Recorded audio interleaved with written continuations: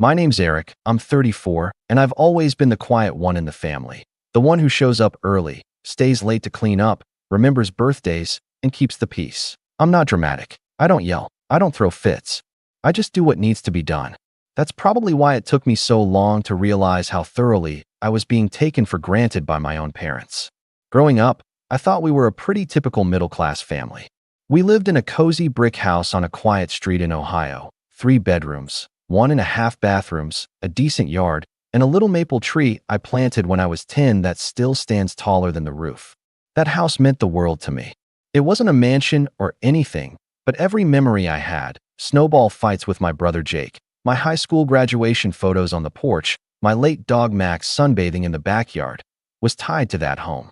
And for years, I assumed, naively, that sentimentality was shared. Jake is 2 years younger than me, and to be fair, he wasn't always the golden child. But after he dropped out of college, came back home, and somehow landed a job through one of Dad's old golf buddies, things shifted. Suddenly, he was the responsible one, even though he still lived at home well into his late 20s and rarely paid rent. Meanwhile, I moved out, paid my own way through community college, and landed a remote tech job that I worked hard to grow into a 6-figure income. And even though I was the one who got out and built something, they always acted like Jake was the one they could count on. It stung, but I kept telling myself that parents aren't perfect. Maybe they just saw him as the one who needed more help. Over time, I started taking on more responsibilities than I probably should have. When Mom broke her hip, I was the one who paid for the in-home nurse. When the roof started leaking, I quietly wired $8,000 to my dad to get it fixed before winter. And when I found out their property taxes were overdue 1 year and they were close to default, I stepped in and started covering them annually. I didn't ask for recognition. I didn't expect a thank you card. I just figured they're my parents. It's what you do. But this past summer, something shifted in me. Maybe it was burnout. Maybe it was therapy finally making me reflect on some things, but I started feeling uneasy about the imbalance. The guilt trips when I couldn't visit. The silence whenever I talked about work. The way they always made excuses for Jake when he forgot birthdays or flaked on holidays. Still, I didn't say anything. Not until I visited for Dad's birthday in July. We were sitting around the kitchen table, me, Jake, and our parents, eating store-bought cake when the topic of the house came up. Dad laughed and said something like, "Well, Jake'll have his hands full with this place one day." I froze. "What do you mean?" I asked, trying to keep it light. Mom waved her hand dismissively. "Oh, don't get sensitive. We're just saying it'll probably go to him when we're gone. He's here, you're not." I blinked. "You mean in the will?" I asked. Jake snorted. "Well, yeah, obviously. It'd be weird if you got it. You don't even live here anymore." I looked at my parents. Neither of them said anything. No denial. No explanation. Just a shrug from Dad like it was a done deal. I don't remember much of the rest of that night. I know I drove home in silence. I didn't sleep. I just kept picturing that house, my room, my tree, my memories, and the way they casually erased me from it. And it wasn't just about the house. It was about the years I spent pouring time, money, and energy into that family while they quietly decided I didn't matter enough to even be considered. A week later, I went through my records and checked the auto-pay settings for their property taxes. Sure enough, the annual installment was set to go through in 3 weeks. I hovered over the cancel button for a minute. Then I clicked it. I didn't make a dramatic announcement. I didn't send a bitter text. I just stopped. And for 3 weeks, silence. No calls. No questions. Just quiet. Then, on a random Thursday, I got a text from my dad. It just said, "We got a notice." That was it. No hello. No punctuation. No acknowledgement that I'd been covering those bills for years. No apology. Just a vague panic. I stared at the message for a minute, reread it twice, and then typed back, "Congrats, homeowner." They didn't reply. That should have been the end of it. But of course it wasn't. Because when you stop playing the role everyone expects of you, the whole script falls apart. And some people really don't like that. What came next was worse than I expected. The guilt, the manipulation, the entitlement. But I was done playing the quiet one. The next day, my mom called. I didn't answer. She left a voicemail, and her tone was a mix of forced calm and poorly disguised irritation. "Hi, honey, we got a letter from the county saying our taxes weren't paid. I don't know if something went wrong on your end. Maybe the bank messed up? Anyway, If you could just take care of that, that'd be great. Your dad's really stressed. Call me back, okay? I listened to it twice. Not once did she ask if I had still been paying them. Not once did she acknowledge that maybe, just maybe, I had a reason to stop. No gratitude. No ownership. Just an expectation. As if I was a service provider they forgot to tip. I didn't call back. 2 days later, Jake messaged me on Facebook of all places, which told me how unserious he was. Hey man, Mom says you're being petty about the taxes. I told them I'll take over payments from now on, so no biggie. But just saying, it's not cool to ghost them like that. I stared at the message. Petty? Petty? This was the same guy who used to borrow money from me in college and never paid it back. The same guy who had the nerve to call me the disappointment during Thanksgiving 2 years ago because I didn't want to take tequila shots before dinner. The guy who couldn't hold a job for more than a year unless Dad pulled strings. And I was being petty? I left the message on read. A week passed. Then came the email from Dad. Subject line, you need to grow up. I read it 3 times. It was short, but every word was soaked in the smugness of someone who thought they were above accountability. Eric, I don't know what's gotten into you, but this isn't how family behaves. We've always supported you, and if you wanted to be in the will, you should have said something. We thought Jake was the logical choice to inherit the house since he's nearby and can maintain it. But now you're just being spiteful. The taxes are late and we might face penalties because of your tantrum. Grow up and do the right thing. No, thank you for the past 5 years of tax payments. No acknowledgement that I had fronted their roof repair, their nurse, their plumbing issues. No sense of shame. Just entitlement. And something in me snapped. I opened a new Word doc and typed every major expense I had covered for them over the past 10 years. It came out to a little over $68,000. I didn't send it. I wasn't trying to be reimbursed. I just wanted to see it. Because for so long I had gaslit myself into believing that family is about selflessness, about sacrifice, about giving without keeping score. But now I could see it clearly. I had been keeping the lights on in a house I would never be welcome in again. That same day, I called the county office and asked to have my name removed from the tax record as a responsible party. It was a quick process. The woman on the phone sounded surprised when I told her I wasn't the owner. Then why were you paying? She asked. I paused. That's a great question. 3 days later, I got another text from my mom. This time, it was longer. Eric, I don't know what your father said, but you're being hurtful. This is still your home. You're always welcome. We just thought Jake would be the better choice to manage the house since he's local. That doesn't mean we love you any less. Please don't punish us like this. I didn't answer. Because I knew what "you're always welcome" really meant. It meant I could come visit on holidays, sit at the table like a guest, maybe even sleep in the old guest room if Jake wasn't using it. But that tree I planted? That backyard I mowed every summer? The hallway where I learned to ride a bike indoors during a thunderstorm? That wasn't my home anymore. That belonged to Jake now. And I wasn't going to keep paying for someone else's inheritance while being treated like a footnote. 2 more weeks went by. Then I got another call, this time from an unknown number. I didn't answer, but the voicemail was unmistakably my father's voice, this time far less composed. I hope you're happy. We got a second notice. If this doesn't get paid, the county will put a lien on the house. Do you want that? Over a misunderstanding? Jake's trying, but he's overwhelmed. Call me. Ah, so now it was a misunderstanding. I took a screenshot of the voicemail transcription and saved it. Not for revenge. Not even for proof. Just so I'd never forget what they sounded like when the consequences finally started catching up. When the decades of favor trading and silent expectations turned into real-world outcomes. I wasn't punishing them. I was simply stepping aside. But here's where things took a turn I didn't expect. Last weekend, I got a call from my cousin Tessa. She never gets involved in family drama. She's a nurse in Michigan, works long shifts, minds her business. But her voice was sharp when I picked up. Eric, why didn't you tell me what was going on? I blinked. What do you mean? She sighed. And Sharon, your mom, called my mom sobbing. Said the house might be taken. That you were refusing to help. That Jake was doing everything himself. But I know Jake. He can barely manage his own apartment. So I did a little digging. You paid their taxes for how long? 5 years, I said flatly. Yeah, she said. And they're acting like you're the villain. I didn't reply. I didn't need to. Because for the first time in a long time, someone in the family saw it. But that wasn't the shocking part. The shocking part came 2 days later when I got a message from a realtor. Subject? Interested in selling? The Johnson property is under review for listing. I blinked, reread the message, then saw the address. My childhood home. I didn't know what game they were playing. I didn't know if it was a bluff, a cash grab, or a last-ditch attempt to squeeze money from a house they no longer had the means to maintain. But I did know one thing. I wasn't going to help them clean up the mess this time. And when I saw the Zillow page go live 2 days later, I knew this was far from over.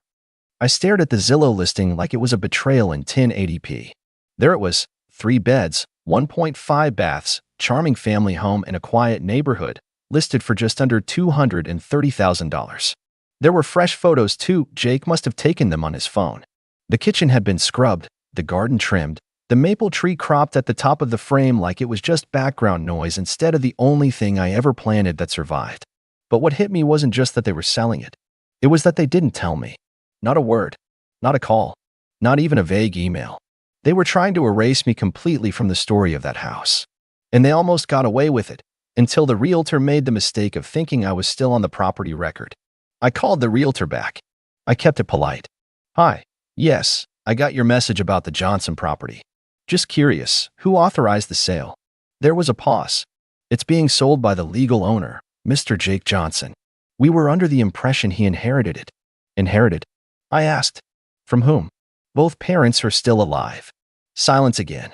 Then a slightly awkward chuckle. Well, I believe there was a quitclaim deed filed earlier this year, ownership transferred to him directly. Does that sound right? It did. And it explained everything. They hadn't just planned to leave the house to Jake. They'd already given it to him. Months ago. Probably while I was wiring them money for a plumbing issue, and they were nodding along, thanking me through gritted teeth. I hung up the phone and sat with that. Not angry. Not even surprised anymore. Just hollow. They had written me off long before I ever stepped back. That night, I didn't sleep. Instead, I dug through emails, paperwork, bank statements, everything I had that tied me to that house. Over the years, I'd paid for repairs, pest control, winterization services, and those dreaded property taxes. Most of it was verbal, sent over PayPal, Venmo, or just quietly handled over the phone. But some of it, like the $8,000 roof payment, was on paper. Receipts. Confirmations. I wasn't planning to sue or claw back money, but I wanted to be ready. Because if they were going to treat me like a stranger, they weren't going to get the benefit of my silence too. 3 days later, the house was officially pending, meaning they had an offer, meaning they were about to cash out on a house I had kept upright for half a decade. Then came the text. From Jake. Yo. You might hear from Mom and Dad soon. The deal hit a snag. Something about prior lien concerns? Not sure. You didn't file anything weird, right? I laughed. Out loud. First time in days. No, I hadn't filed a lien. I didn't need to. But the house had gone so long unpaid before I stopped covering the taxes that the county had placed a tax certificate on it. Something I'd already warned Dad about 2 years ago. Of course, he hadn't listened. Probably assumed I'd keep bailing them out forever. Then Mom called. This time, she didn't bother with niceties. Eric, we're in trouble. We can't sell the house until this is resolved. There's a whole bunch of red tape and interest fees, and why didn't you tell us sooner? I held the phone in silence for a beat. Then I said, I did. You just weren't listening. She tried to pivot. We didn't mean to hurt you. This was supposed to be easier for everyone. Jake's here. He can take care of things. But he didn't, I said. I did. For years. She went quiet. I could hear her breathing, small and shallow. I imagined her standing in the kitchen, near the cracked window I'd paid to replace, probably holding the phone in her left hand, like always, nervously twisting the cord even though it was wireless. I don't want this to tear us apart, she said finally. Family is more important than money. I almost smiled. Then maybe you shouldn't have given him the house behind my back. A beat of silence. Then she said something I wasn't expecting. We didn't think you'd care. You never said anything. You've always been so independent. And there it was. The root of everything. The curse of being the quiet one. The reliable one. The one who doesn't need help, so people stop offering it. The one who gives without asking, so people stop seeing it as a gift and start seeing it as a given. I ended the call soon after. Politely. Calmly. But I made one thing clear before I hung up. I'm not your safety net anymore. The sale stalled. The realtor called again, more cautious this time. Wanted to know if I'd be pursuing legal action or if I was going to cause any delays on my end. I told him no, I wasn't filing a lien, but that any buyer should do their due diligence on what unpaid services and debts might be attached to the home. That was enough to slow things down. A new inspection was ordered. The title company flagged the prior issues. And as of yesterday, the buyer walked. The house was back on the market. And Jake? He messaged me again this morning. You happy now? You ruined everything. I didn't reply, but I bookmarked the listing. I waited. For 3 more weeks, the house sat on the market. Price dropped by $10,000. Then another $5,000. Still no bites. The local housing market had cooled, and that tax certificate was like a shadow hanging over everything. Eventually, the county would either demand full payment plus fees or begin the process of seizing it. But Jake and my parents were still scrambling, still hoping some miracle buyer would show up, pay in cash, and not ask too many questions. Meanwhile, I got on with my life. Therapy helped. So did disconnecting. I blocked Jake. I muted my parents' numbers and email accounts. I even set up a special folder in my inbox called Emotional Landfill, where every message from them auto-forwarded without a ping. Out of sight, out of guilt, out of reach. And for the first time in years, I started doing things for me. I flew to Seattle to see an old friend I hadn't caught up with since college. I bought myself a keyboard and started teaching myself piano, something I'd always wanted to do but never felt I had the space for. I stopped checking Zillow. But then, in early March, I got a text from Tessa again. Hey, just a heads up. The house is gone. I froze. Gone? I clicked the link she sent and saw it. The listing had been removed, but not because it sold. It had been pulled off the market entirely. I dug deeper and found the county records. There it was. Unpaid taxes going back 2 years, penalties stacked, a forfeiture process officially initiated. The county had flagged the property as at risk, and unless the full amount was paid within 60 days, it would go to auction. They had run out of time. The next day, I got a voicemail from my dad. This one, I did listen to. Not out of curiosity, but for closure. Eric, we made a mistake. I admit it. I thought we could handle everything, but it's too much. Jake isn't ready for this. He's not what we thought he'd be. And I know we didn't treat you fairly. But please, don't let this happen. We could lose the house. Your house too. It's part of you. Please, son, help us fix it. He sounded small, defeated. But for once, I didn't feel the old pull, the guilt, the aching responsibility, the need to step in and clean up their mess. I just sat there, letting his words hang in the air like dust in sunlight. I wasn't angry. I wasn't hurt anymore. I was done. But the story doesn't end there. Because 2 weeks later, something unexpected happened. I got a call from the county treasurer's office. A woman named Denise. She asked if I was Eric Johnson and if I had been a past contributor to the taxes on the Johnson property. I confirmed that I had. She then said something that stopped me cold. Under new amendments to our recovery process, you may be eligible to purchase the property directly before it goes to auction. Since you were a contributing payer on the parcel and not compensated, you're classified as a private stakeholder. You have 14 days to make an offer. I was stunned. You're telling me I could buy the house outright? Yes, she said, at the owed amount, which is currently $19,472. I asked her to send the documents. I spent the next 2 days reading every page. I even hired a real estate attorney to confirm it was real. It was. So I made the offer. Quietly. Legally. No drama. No announcement. The house was mine within the month. Not through inheritance. Not through gift. But through purchase. I became the legal owner of my childhood home on April 17th. And I didn't tell my family. I didn't need to. 3 days later, Jake drove by the property and saw the notice on the door. Property transferred. Vacate within 30 days. He called me 6 times. Then Mom. Then Dad. I didn't pick up. Instead, I mailed them a letter. Not a long one. Just a single page. Dear family, for years, I poured myself into that house and into you, without being asked, acknowledged, or appreciated. When you gave it away without a conversation, you made your choice. I've made mine. The house is mine now. Legally, fully, and without strings. I didn't steal it. I didn't cheat. I just stopped cleaning up after people who saw me as a backup plan. You have 30 days to remove anything you want from the property. After that, the locks change. I wish you well. I had the letter delivered via certified mail. I have no idea how they reacted. I didn't care. On the 31st day, I drove over. The house was quiet, empty. No cars, no signs of life. They'd taken the essentials, left behind a few things: old garden tools, a dusty lamp, a box of photo albums that must have been forgotten or ignored. I walked through every room. It felt different. The energy had changed. It wasn't warm or familiar yet. It was quiet, like a house waiting to breathe again. I went to the backyard. The maple tree I planted when I was 10 had grown tall and thick, leaves beginning to bud in the early spring light. I stood beneath it for a long time. Then I got to work. Over the next 3 months, I gutted the place, repainted every wall, ripped out the stained carpet in the bedrooms, and replaced it with hardwood. I hired a landscaping crew to bring the backyard back to life, and I planted flowers around the base of the maple tree. A little memorial, I guess, to the boy I used to be, the one who thought love was earned by being useful.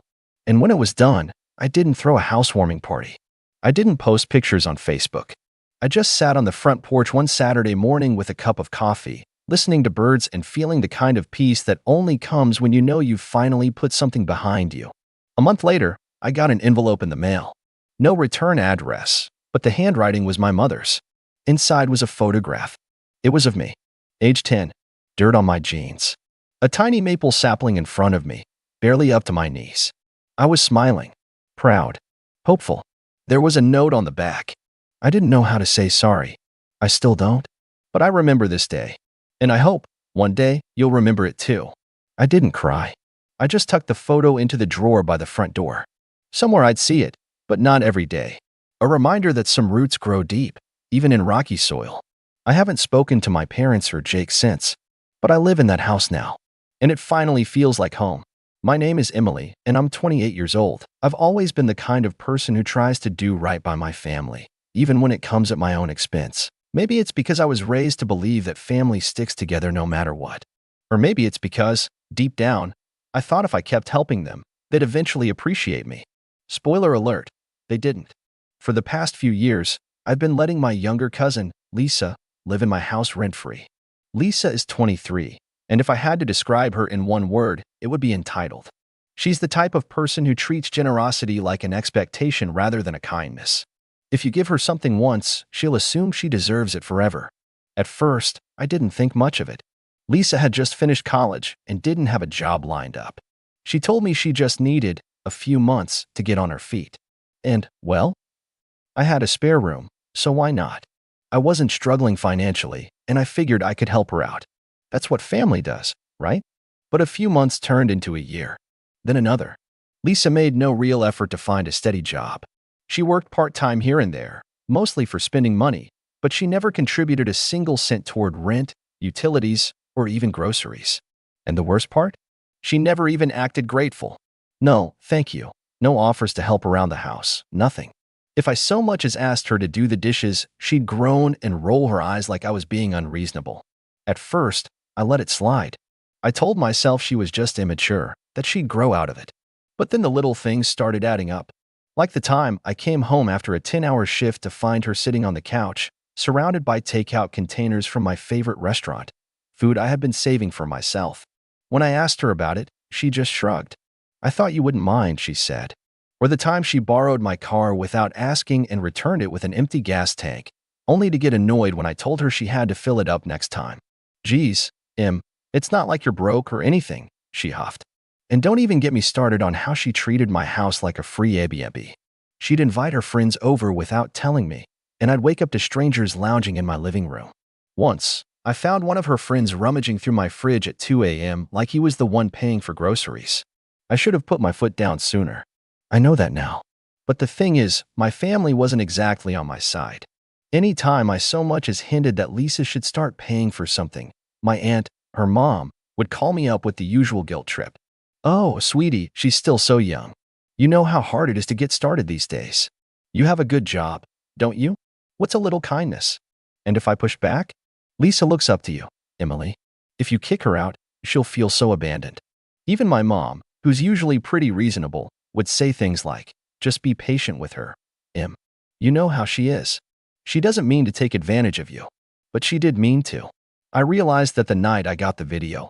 It was my uncle, the one relative who actually had a backbone, who sent it to me. The video was taken at some party Lisa had gone to.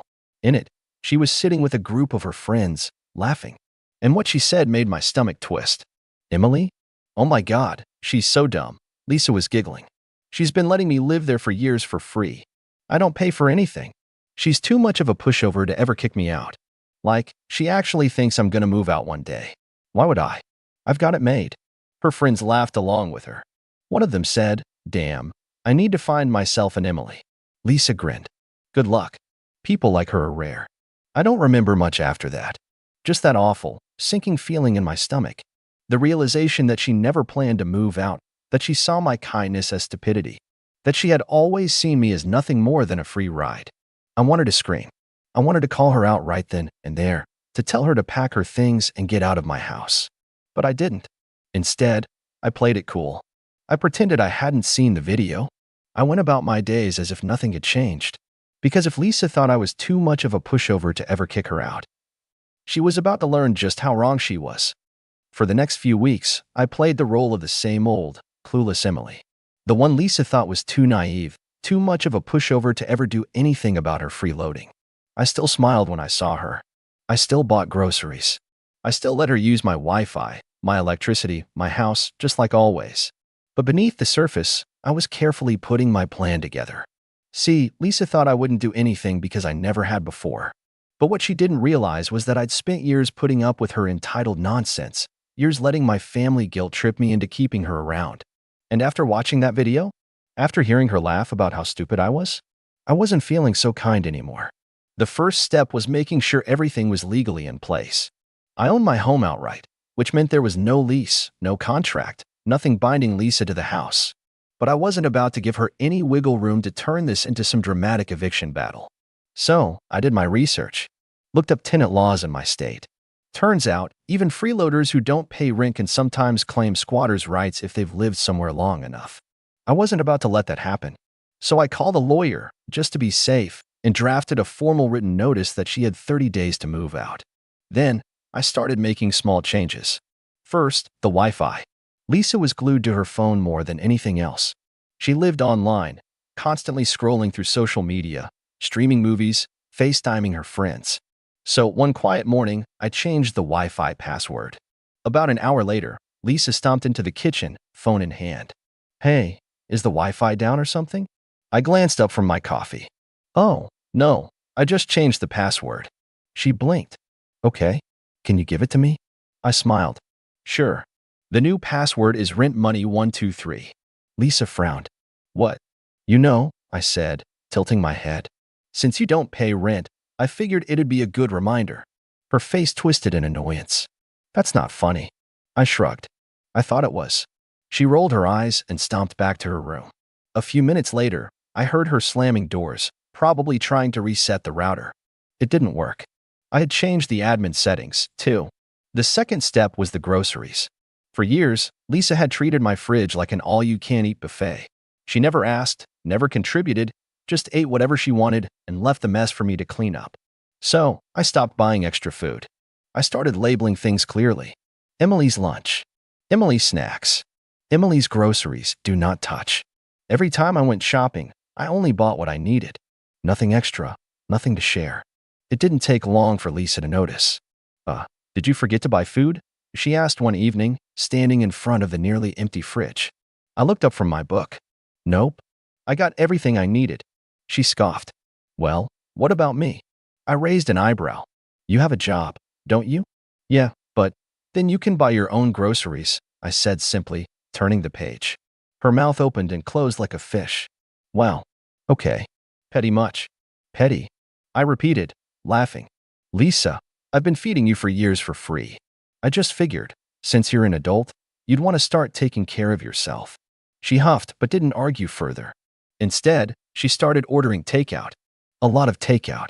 Which was perfect, because that meant she was spending her own money, and soon enough, she wouldn't have anything left. The third step? Utilities. I changed online subscriptions passwords. One by one, I cut her off from every single subscription she had been mooching off me. She finally snapped when she tried to watch a movie one night and got the login screen. Seriously? She yelled from the living room. Why can't I get into anything? I walked in casually, pretending to be surprised. Oh, yeah? I figured since you don't contribute, I should only be paying for myself. Her face turned red. You're being ridiculous. I smiled sweetly. Am I? She stormed off, muttering under her breath, but I could tell the cracks were starting to show. Then, the final step. The real kicker. The formal notice. Exactly 3 weeks after I saw that video, I left a neatly printed letter on the kitchen counter. It was short and to the point. Lisa, this is your official 30-day notice to vacate the premises. You will no longer be allowed to reside in this house. Failure to leave will result in legal action. Best, Emily, I made sure she found it. I waited in my room, listening, until I heard her pick up the paper. Silence. Then, what is this? I walked out casually. Oh, that? Just a little notice letting you know it's time to move on. She turned to me, eyes wide. You're kicking me out? I shrugged. You said it yourself, Lisa. I'm too dumb to ever kick you out, right? Her face went pale. That's when the real meltdown began. Lisa's face twisted in shock, then anger, then something almost like panic. She gripped the letter in her hands like she could crumple it out of existence. You can't do this, she sputtered. This is my home, too. I crossed my arms, leaning casually against the counter. No, Lisa. It's my home. I own it. I pay for it. And you? You don't contribute a dime. She let out a nervous laugh. This is a joke, right? You're messing with me. I just tilted my head, waiting. Lisa's hands clenched at her sides. Where am I supposed to go? You're an adult, I said, voice light. I'm sure you'll figure something out. Her mouth opened and closed like she wanted to argue, but she had nothing. She knew it. I knew it. That's when the tears started. Emily, please, she sniffled, trying to look pitiful. I don't have anywhere else. You know how hard things have been for me. I held up a hand. Save it, Lisa. I've heard it all before. I gave you years of free rent, free food, free everything, and you repaid me by laughing about how stupid I was behind my back. I think I've been more than generous. But she looked around frantically, like the walls were closing in. I could see the wheels turning in her head. Lisa had never been held accountable for anything in her life.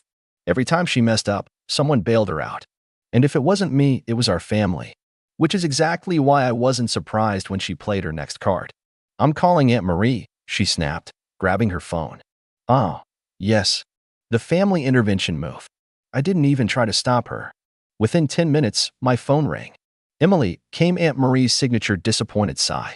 Lisa just told me what's going on. You're really kicking your own cousin out on the street.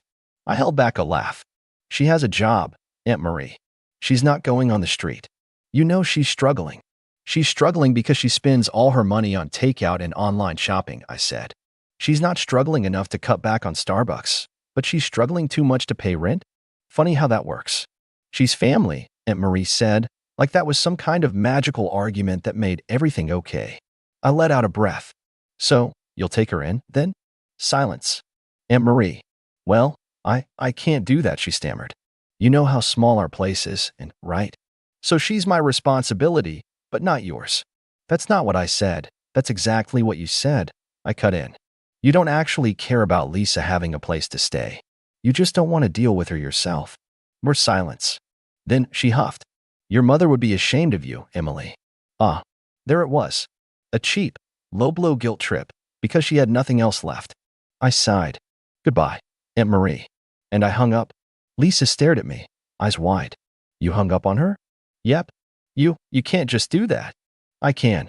And I did. Lisa looked completely lost. This was the first time ever that she wasn't getting her way. No backup. No last-minute save. No safety net. I saw her throat bob as she swallowed. Emily, she tried again, her voice shaking now. Please, just give me another chance. I looked at her, and for a split second, I almost felt bad. Almost. But then I remembered that video. The way she'd laughed. The way she'd called me dumb. The way she'd bragged to her friends about taking advantage of me. And just like that, my sympathy disappeared. No, Lisa, I said. I think we're way past second chances. Her face twisted in desperation. I'll pay rent. I swear. Just, please don't make me leave. I shook my head. It's not about the rent, I said. It's about respect. And you lost mine a long time ago. She looked like she might argue, but I just turned and walked away. 30 days. She had 30 days left. And I was going to enjoy watching the countdown. Lisa spent the next few weeks cycling through every tactic she could think of. First, she went back to denial. She acted like nothing had changed, like I hadn't handed her a formal notice. She still sprawled out on my couch, still blasted her obnoxious reality TV shows late into the night, still left her takeout containers on the kitchen counter for me to clean up. When I reminded her, again, that she had less than a month left, she just waved me off. "You're not actually going through with this," she scoffed. "You always say things like this, but you never mean them." I almost laughed. That's exactly what she'd told her friends in that video. That I was too much of a pushover. That I'd never have the guts to kick her out. It was funny how she still believed that, even now. A week passed. She realized I wasn't backing down. That's when the guilt trip started. She got weepy and pitiful, sighing dramatically when I was in the room, making little sniffles just loud enough for me to hear. If I asked what was wrong, she'd blink up at me with those big, watery eyes. "I just can't believe you're actually doing this to me. After everything I've been through. I thought you were my family, Emily." It would have been a great performance if I hadn't already seen what she really thought about me. I didn't bite. Then came the fake promises. "I'll pay you rent. I swear. Just let me stay." She even went so far as to pull out her phone, pretending to make a budget plan right in front of me, as if that was supposed to convince me. I didn't even humor her. "You had years to pay rent," I reminded her. "And instead, you laughed about how stupid I was for letting you live here for free. So no, Lisa, I don't believe you." She scowled but didn't argue. She knew I was right. By the final week, her mood had soured completely. She sulked around the house, slamming doors, stomping her feet like a child throwing a tantrum. The place was a mess because she'd completely stopped cleaning up after herself, and I refused to do it for her. It was almost fascinating watching her unravel, like a spoiled kid finally being told no for the first time in her life. The night before move-out day, she had one last meltdown. She stormed into the living room where I was sitting, arms crossed tightly over her chest. "You know what?" she spat. "You're a horrible person. I've done nothing but love you like a sister, and this is how you repay me? Throwing me out on the street like trash?" I closed my book, resting it on my lap. "You loved me like a sister?" I repeated, raising a brow. "Is that what you were doing when you laughed about how dumb I was? When you bragged about how I'd never kick you out? Was that sisterly love?" Her jaw tightened, but she kept going. "You don't even need the money. You make plenty. You're just doing this to be a jerk." I sighed. "Lisa, this isn't about money. This is about the fact that I let you live here out of kindness, and instead of being grateful, you mocked me for it. You disrespected me, Lisa. And now you're facing the consequences of that." She scoffed. "Oh, you're so high and mighty, aren't you? Like you're some perfect little saint. Guess what, Emily? You're just like your mom." I stiffened. She saw it, smirked. That was low. My mother had been an emotionally manipulative mess. She guilt-tripped, controlled, made everything about her. I'd spent years unlearning all the ways she tried to twist my mind. And Lisa was doing everything in her power to be just like her. But I wasn't falling for it. "Pack your bags, Lisa," I said coolly, standing up. "You're out tomorrow morning." Her face darkened, but I walked past her without another word. The next day, I woke up early. I half expected her to try some last-minute trick, but to my surprise, she actually packed. Badly. Sloppily. Like she thought that by dragging her feet, she could somehow make me change my mind. She stood in the doorway, a single suitcase next to her, arms crossed. "So that's it, then?" she said bitterly. "That's it," I said. She let out a dry laugh. "Well, you really don't care, do you?" "I did care, Lisa," I said. That was the problem. She stared at me, waiting, like I was supposed to feel bad. Like I was supposed to take it all back and say, "Oh no, Lisa, I didn't mean it. Please stay." But I didn't. I just opened the door. She grabbed her suitcase and stomped out. She didn't look back. I shut the door behind her. And just like that, for the first time in years, my house was my own again. At first, the silence felt wrong. Not in a bad way, just unnatural. I had gotten so used to Lisa's constant presence, the noise, the mess, the sheer weight of her expectation lingering in the air. But now, nothing. No TV blaring at full volume. No passive-aggressive sighs. No leftover food boxes cluttering the counter. Just me, my space, my peace.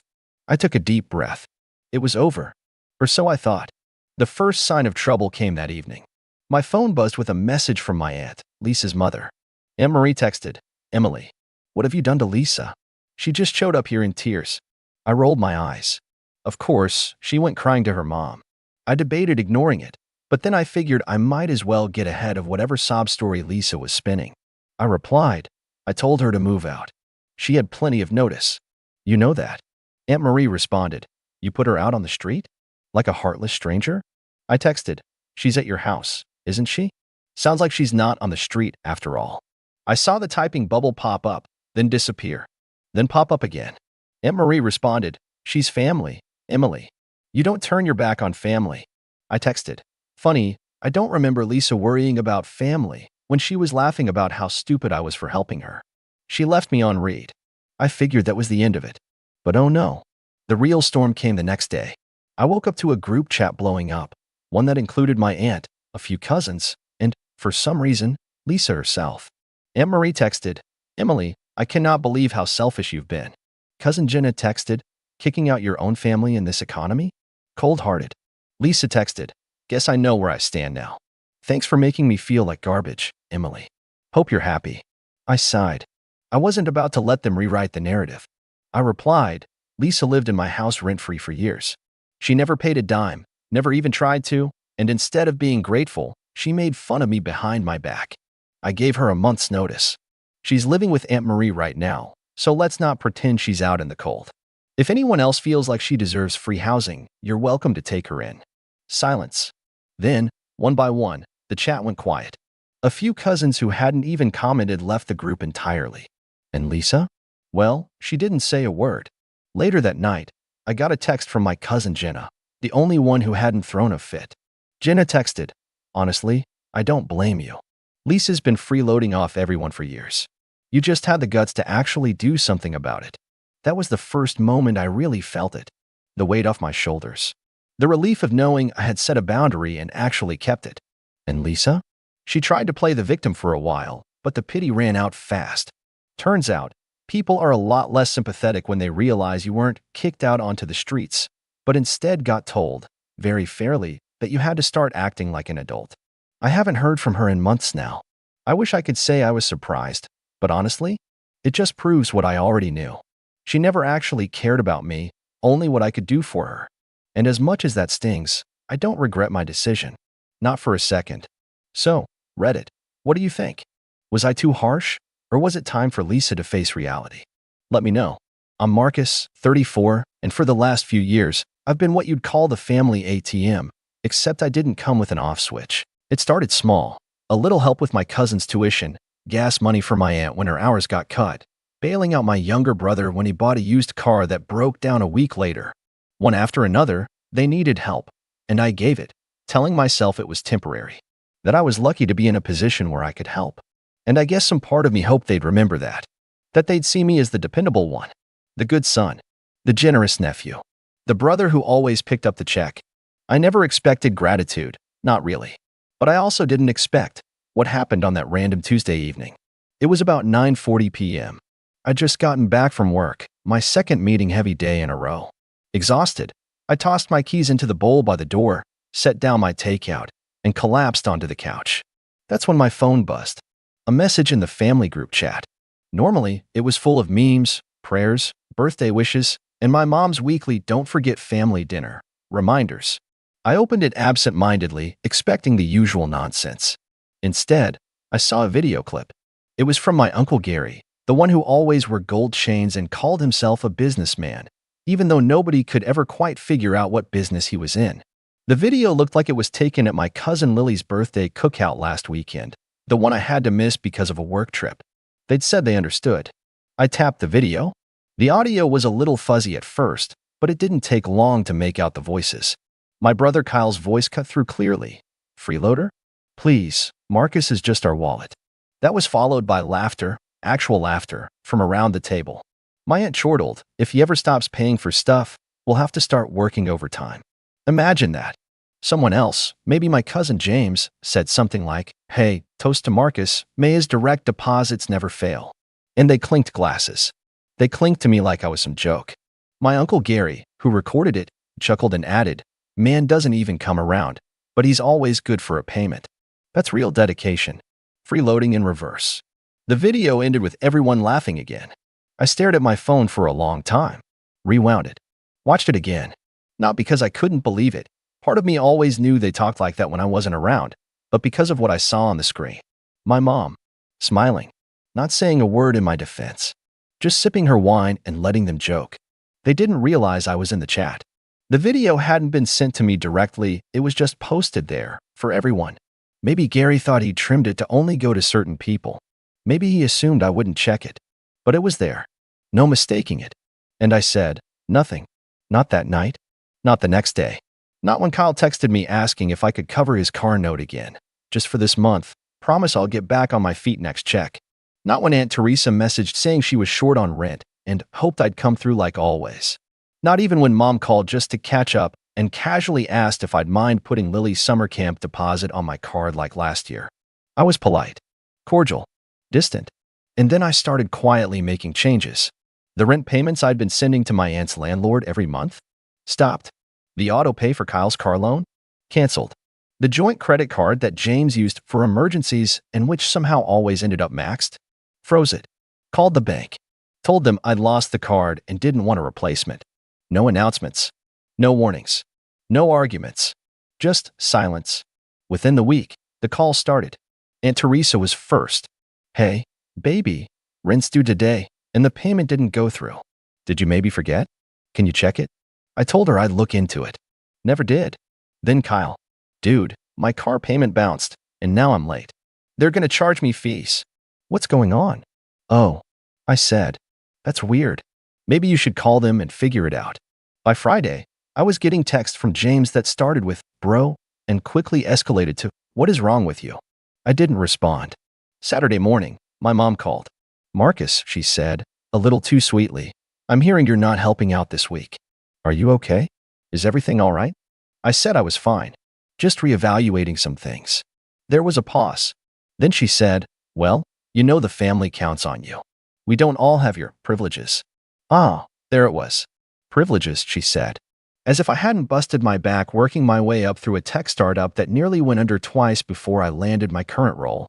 As if I hadn't eaten ramen while sleeping on a busted couch for 2 years, so I could squirrel away enough to pay off student loans and keep a credit score high enough to help them. But I didn't argue. Just said, yeah, I know. Later that day, I got another video in the group chat. This one wasn't mocking. It was a shaky clip of Aunt Teresa standing in front of her apartment complex's leasing office, arms flailing, clearly yelling at the staff. Kyle had added a comment. Guess this is what happens when Marcus flakes. Still didn't reply. Then came the real panic. 3 days later, Mom sent a long message directly to me. Marcus, we need to talk. I know some things were said that were inappropriate, and your uncle is sorry. Everyone misses you. You can't just cut everyone off because of one bad joke. I read it 3 times before setting the phone down. The truth was, they hadn't just made a joke. They'd revealed something. That all this time, the way they saw me wasn't as a person. I wasn't family. I was a service. A walking, breathing, quiet line of credit. And I'd enabled it. Year after year. I don't think they realized how much I kept track of. I'd been managing and paying so many of their bills for so long that I had the login info for 3 different accounts. I knew which utilities were still in my name because their credit isn't good enough. I knew which subscriptions they'd signed up for under my info. They thought they were entitled to it, that it was normal, that I'd always be there. But they were wrong. And as the days passed and more bills went unpaid, more services cut off, and more consequences began to land, suddenly, the jokes weren't so funny anymore. But I wasn't done. Not even close. I didn't respond to my mom's message. Not because I didn't have a lot to say. Trust me, I had paragraphs written in my head, everything from the time she said, "You're lucky to be useful," when I got my first bonus, to how she called my raises family blessings. But I wasn't going to waste my breath. They didn't deserve my explanation. They deserved the consequences. That Friday, Kyle lost his car. I know this because he posted a pathetic rant on Instagram about how unfair it is that they can just take your car over one missed payment. His story was a mess of blurry screenshots, complaint tweets, and sad Drake music. I watched it all while drinking coffee on my balcony, quietly amused. I knew the bank had already been lenient because I'd been the one sweet-talking the rep for 2 years. Aunt Teresa texted me later that night. You let Kyle's car get towed? He's humiliated. What are you doing to this family? I replied, didn't realize I was still doing anything to the family. Read receipt. No reply. 3 days later, my cousin Lily messaged me from her mom's phone, probably because hers had been shut off. Lily, hey, Uncle Marcus, did I do something wrong? Why can't I go to camp this year? That one stung. I actually liked Lily. She always hugged me first at family dinners, always drew me goofy birthday cards. But her mom, the same one who called me reverse freeloader #1, in that video had signed her up for a $2,100 summer camp without asking. Just assumed I'd cover it. Like usual. I sat with that message for a long time. Then I replied, me, no, sweetheart. You didn't do anything wrong. Your mom just made some choices. I'm sure she'll explain. And still, I didn't respond to the group chat. Let them stew. Let them spiral. That weekend, my mom came knocking. I mean, literally. She drove to my apartment, uninvited, and stood outside my door like some kind of sitcom interventionist. I didn't let her in. Just spoke through the intercom. Marcus, she started, her voice all breathy and pained. What you're doing is cruel. We're family. You don't just abandon your family like this. I took a moment before I replied. Interesting choice of words, Mom. Because you didn't think it was cruel when they toasted to me being your collective wallet. She stammered. They were joking. You know how Gary gets. Yeah, I said. I do. And you laughed. That doesn't mean. I cut her off. Mom, you said nothing. Not even a hey, that's enough. You just smiled. That told me everything I needed to know. She was quiet. Then, in the softest, most rehearsed voice she could muster, she said, so what? You're just going to punish everyone? I almost laughed. Punish? No, I wasn't punishing. I was rebalancing. I'm just letting everyone carry their own weight for once, I said. Call it a social experiment. She left without saying goodbye. I watched her car pull away from my ring cam later, and something in my chest finally unclenched. For the first time in a while, I felt peaceful. But that peace didn't last long, because the cracks in the family were beginning to widen and fast. On Wednesday, I got a call from Aunt Teresa's landlord. Apparently, the rent hadn't been paid for 2 months. She told him I was handling it, and even showed him old Zelle receipts to prove I'd done it before. The landlord, a man named Victor, sounded sympathetic but firm. I don't want to evict her, man, he said. But she's dragging your name into this. I had to call. Thanks for the heads up, I told him. But I'm not responsible for Teresa's rent. Not anymore. Thursday morning, I opened my email to find a notification from the electric company. It was a warning. The bill on a house I didn't live in, my mom's house, was 47 days overdue. The account was still in my name. Because she once told me it was just easier that way. 2 clicks later, it was transferred out of my name and shut down pending confirmation of a new account holder. That same night, Call posted on Facebook, of all places, a long, angry post that started with "Family isn't supposed to stab you in the back" and ended with "Money changes people." My name wasn't mentioned, but the comments section made it obvious who he was talking about. Aunt Teresa chimed in with a passive-aggressive, "Sometimes people forget who helped raise them," and my mom added 3 sad face emojis. I scrolled past it all. And that's when I got the call from Grandma. She's the only one I hadn't cut off. She's always been kind, even if she rarely stepped in during the messes. She doesn't have much, and she never asked me for anything. So when I saw her name on the caller ID, I picked up immediately. Her voice was shaky. "Baby, I don't know what's going on, but everyone's fighting. Your mama's saying you abandoned her. Kyle's saying he might lose his job without a car. Teresa's crying to everyone who'll listen. What happened?" I sighed. "Grandma, they made fun of me. Called me their wallet. On video. Sent it to the whole group like it was funny." She didn't speak right away. Just let out a soft, "Oh, no. I never asked for praise," I said. "But they showed who they really are. And now they're mad because the gravy train stopped." She took a breath. "You've always been good to this family, Marcus. Too good. But don't let this harden your heart. Just protect your peace." I promised her I would. But peace wasn't what came next. Because 2 days later, I got a letter in the mail. Not a text. Not an email. An actual certified letter. It was from Uncle Gary. And it wasn't an apology. It was a notice. He was threatening legal action, claiming I'd knowingly disrupted essential payments on behalf of family members, resulting in emotional and financial distress, and that he would be consulting an attorney regarding possible restitution or civil claims. That's when I realized this wasn't over. Not even close. I stared at the letter in my hand for a long time, not sure whether to laugh or be offended. Uncle Gary, Of all people, threatening me with legal action?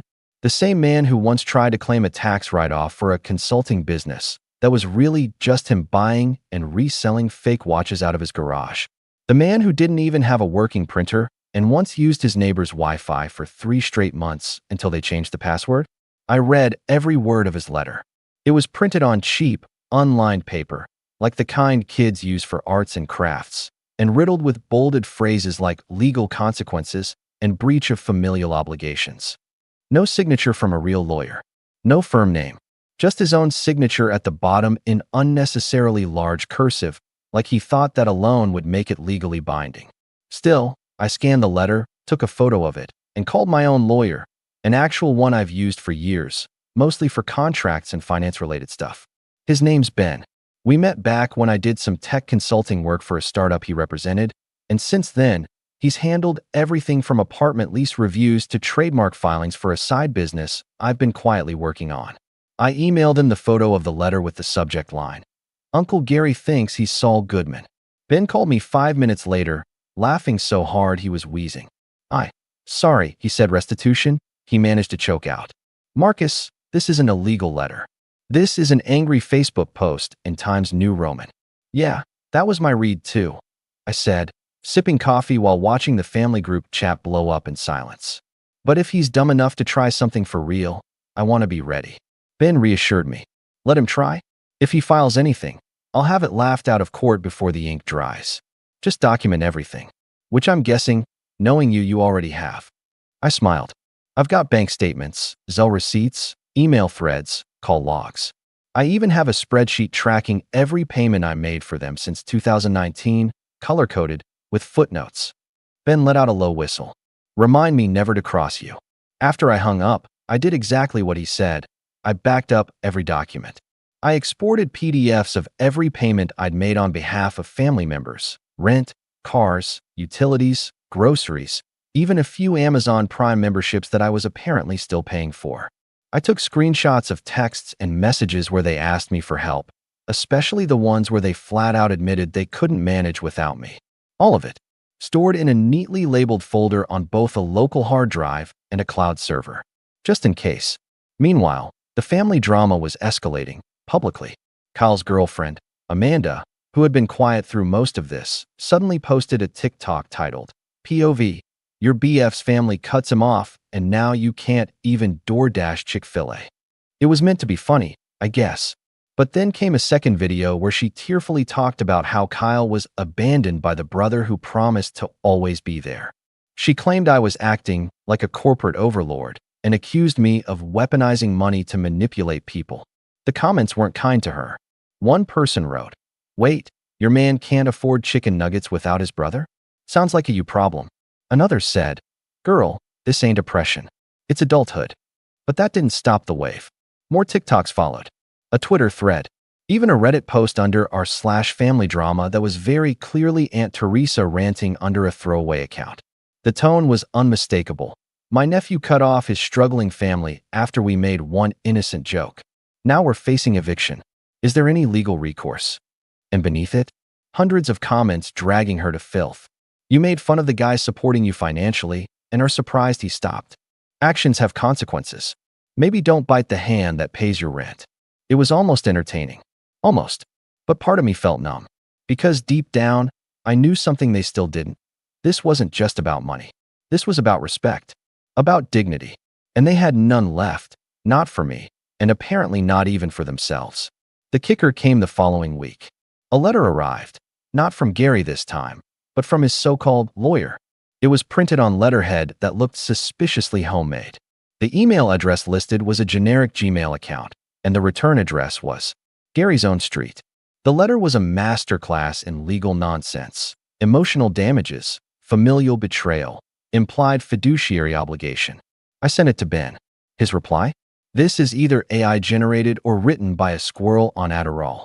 Either way, it's hilarious." But while Gary was busy playing fake lawyer, real consequences were piling up around the rest of the family. Aunt Teresa was served an eviction notice. Kyle's insurance lapsed. James's credit card was closed for non-payment. And then my mom's power went out during a heat wave. I got a voicemail from her that night. "Marcus, it's your mother. I know things have gotten out of hand, but you're really going to let us sit here in this heat? You know I have high blood pressure. Can't you just please call me? We need to talk." It was the first time I'd heard her say please in months. I sat on my balcony that night, watching the city lights blink and shimmer below, her message still playing in my head. Was it cruel? Maybe. But was it deserved? Absolutely. And then, just when I thought they couldn't get any more desperate, they showed up. At my office. Not just one or two of them. All of them. Uncle Gary in his wrinkled blazer, Cal looking like he hadn't slept, Aunt Teresa with her sunglasses on indoors, and my mother, holding a Tupperware container, like she thought bringing my favorite childhood cookies would somehow fix this. They didn't make it past reception. My assistant buzzed me with a tone I'd never heard from her before. "Marcus, I think you should see this. Your family's here. They're saying it's urgent." I stood, slowly, heart thumping, and walked to the glass wall of my office. I looked down into the lobby and saw them all staring up at me, waiting. I stood there behind the tinted glass of my office window, staring down at them. They looked like a sitcom gone wrong, equal parts frantic, entitled, and pitiful. Uncle Gary was pacing in front of the reception desk, like he was preparing to make some grand speech. Kyle kept checking his phone, probably hoping one of his side hustles had miraculously deposited money. Aunt Teresa stood like a statue, her oversized sunglasses doing a terrible job of hiding her red-rimmed eyes. My mother just clutched that stupid Tupperware container like it was a peace offering wrapped in sugar and nostalgia. I felt nothing. No anger. No bitterness. Just finality. I tapped the intercom button on my desk. "Tell them I'm in a meeting," I said to my assistant, Grace.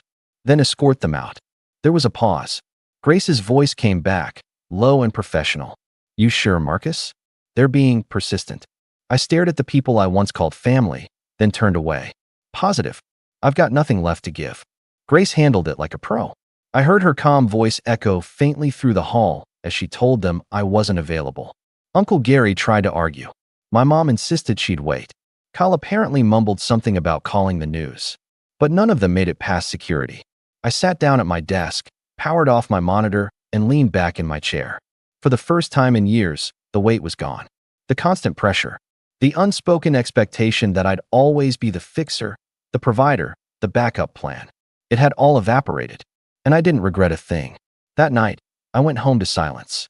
Peaceful, beautiful silence. No phone buzzing with desperate pleas.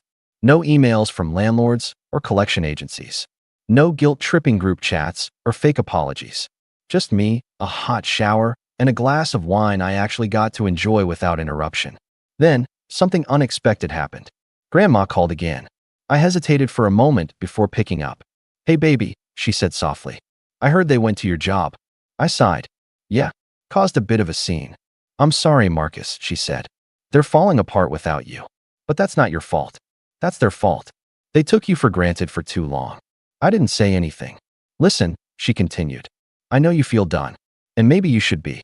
But if you ever need someone to talk to, I'm still here. I always will be." My throat tightened a little. Grandma wasn't part of the problem. She never had been. She'd never asked for a dime. Never made a joke at my expense. She just showed up with warmth and old-school wisdom. "Thanks, Grandma," I said. "You're the only one who never treated me like a credit card with a pulse." She chuckled. "That's because I raised you better than that." We hung up not long after, and I knew then that if there was anyone in that family worth holding on to, it was her, and only her. Over the next few weeks, the family stopped trying to contact me directly, probably because they finally realized I wasn't bluffing. My uncle's bogus legal threats evaporated.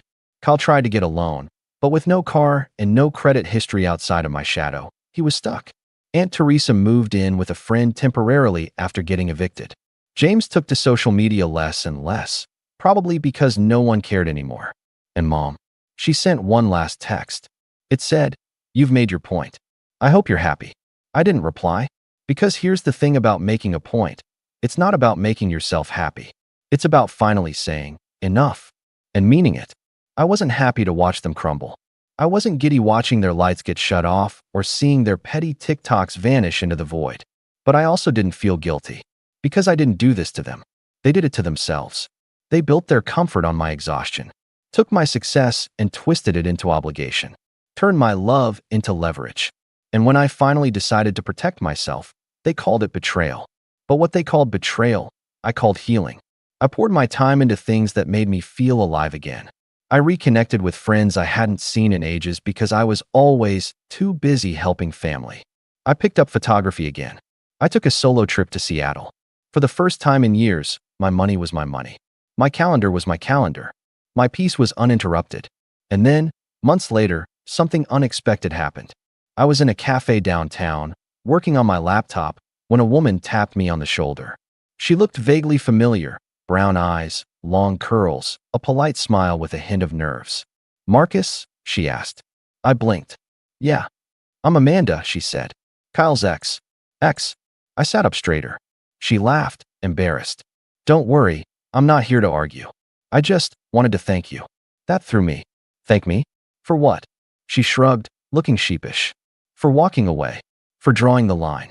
I used to think you were just being cold, but after we broke up, I realized he leaned on you because he didn't know how to lean on himself. And you finally forced him to grow up." I didn't know what to say. She gave me a tiny smile and added, "I'm not saying everything worked out, but it helped me see what enabling looks like, and how easily love turns into a leash." We exchanged a few more words, then she left. But that conversation stayed with me for days. It was the first time someone from that side had acknowledged the truth. And over the following months, life moved on. Quieter, calmer, better. I heard from Grandma regularly. We'd chat on Sunday evenings, swap book recommendations, and sometimes just sit on the phone in comfortable silence. She never pushed, never mentioned the others unless I brought them up. But one day I asked, "How are they?" I said, "Really?" She exhaled, struggling. "They're figuring it out the hard way. Kyle finally got a job at a warehouse. Teresa's staying with one of her sisters. Your mama's bitter." I nodded. "Sounds about right. But," she added, "they don't talk about you anymore. Not in the way they used to. There's this pause when your name comes up, like they know they burned the bridge." That was enough for me. Eventually, I changed my number, moved apartments, started investing in my side business full-time. It's funny, when you stop carrying everyone else's load, you finally have the strength to build something for yourself. And I did. My story doesn't end with a dramatic reunion. No apologies over Sunday dinner. No heartfelt speeches about forgiveness.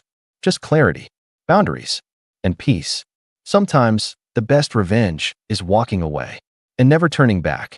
My name is Evan. I'm 29. And if someone had told me a year ago that my own brother would drive me to sabotage his wedding, I would have laughed it off as impossible. I'm not the vindictive type. I've always been the easygoing sibling, the one who picks up the slack, smooths things over, fixes problems without ever asking for credit. My younger brother, Tyler, 26, was the opposite. Reckless, impulsive, charming enough that people didn't notice how often he left others to clean up his messes. And somehow, even knowing all that, even after years of being the one he called to bail him out at 2 a.m. when he lost his wallet or forgot to pay a bill, I still agreed to help pay for his wedding. Actually, help is a nice way of putting it. I was the budget. It started almost a year before the date. Tyler and his fiancée, Amanda, got engaged at a family barbecue. He made a big scene about it, down on one knee, fireworks, the whole thing. Everyone clapped. Amanda cried. My mom immediately pulled me aside and whispered, "You will help him, right?" Like it was some unspoken obligation that because I had a stable job, a house, and no kids, I was automatically the safety net for everyone else's poor planning. I remember laughing it off at first. "We'll see," I said. But within a few weeks, I got the first call. "Bro," Tyler said, dragging the word out like a kid begging for a toy. "Venue prices are insane. Like, insane. And Amanda really has her heart set on this place by the lake. You know, the one with the huge oak tree? Please, man, just the deposit. I'll pay you back after the wedding." I should have known better. Anyone who says, after the wedding, is basically admitting they have no plan whatsoever.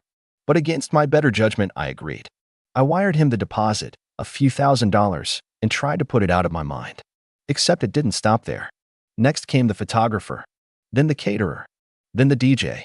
Every time, it was the same story, a late-night phone call, a desperate tone, some promise of repayment that I knew deep down would never materialize. By the time the invitations went out, I had paid for over 80% of the entire wedding. Tyler and Amanda had contributed almost nothing. Still, I kept telling myself it was worth it, for family, for the memories, for peace. The shift started about 2 months before the wedding. Amanda stopped replying to my texts about logistics. Tyler got shorter and shorter with me whenever I asked basic questions like, what time should I arrive to help set up? Or do you need me to coordinate anything else? At first, I chalked it up to stress. Weddings are stressful, right? But then my mom let something slip over dinner one night. They're thinking about having a family-only ceremony, she said, swirling her drink around like it was nothing. You know, to keep things intimate. I stared at her. I'm family. She had the grace to look mildly uncomfortable but covered it with a shrug. Well, you know, immediate family. Like parents. Siblings can complicate things sometimes. They just want the pictures to look perfect. I felt my stomach tighten. So, I'm complicating things now? Mom waved her hand, dismissing my concern. Don't be dramatic, Evan. You're still invited to the reception. It'll be fine. But it didn't feel fine. It felt like the air was slowly being sucked out of the room, like somehow I had gone from being the person holding this whole circus together to being an inconvenience they had to awkwardly work around. The final straw came exactly 1 week before the wedding. I was sitting at my desk at work, going over some contracts, when my phone buzzed. It was a text from Tyler. Hey bro, don't even think about showing up to the ceremony. We just want it to be about us, you know? No hard feelings. It's just better this way. You'd probably ruin the photos anyway. I stared at the message for a long time. Read it. Reread it. Made sure I wasn't misinterpreting it somehow. Ruin the photos. As if I was some hideous blemish they needed to scrub from their perfect day. As if the guy who had signed every check didn't even deserve a seat at the back. I didn't respond. I didn't call. I didn't rant or send an angry email. I just sat there, feeling something inside me shift. Something slow and cold and very, very final. That night, I pulled out the folder I had been keeping, all the contracts I had signed personally.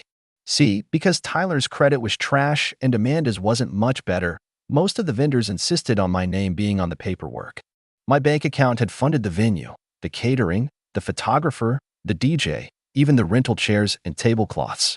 Every single reservation was tied to me, and every single one had a cancellation clause. It would have been easy to just call everyone and cancel right then and there. But I didn't. Not yet. I wanted to be sure.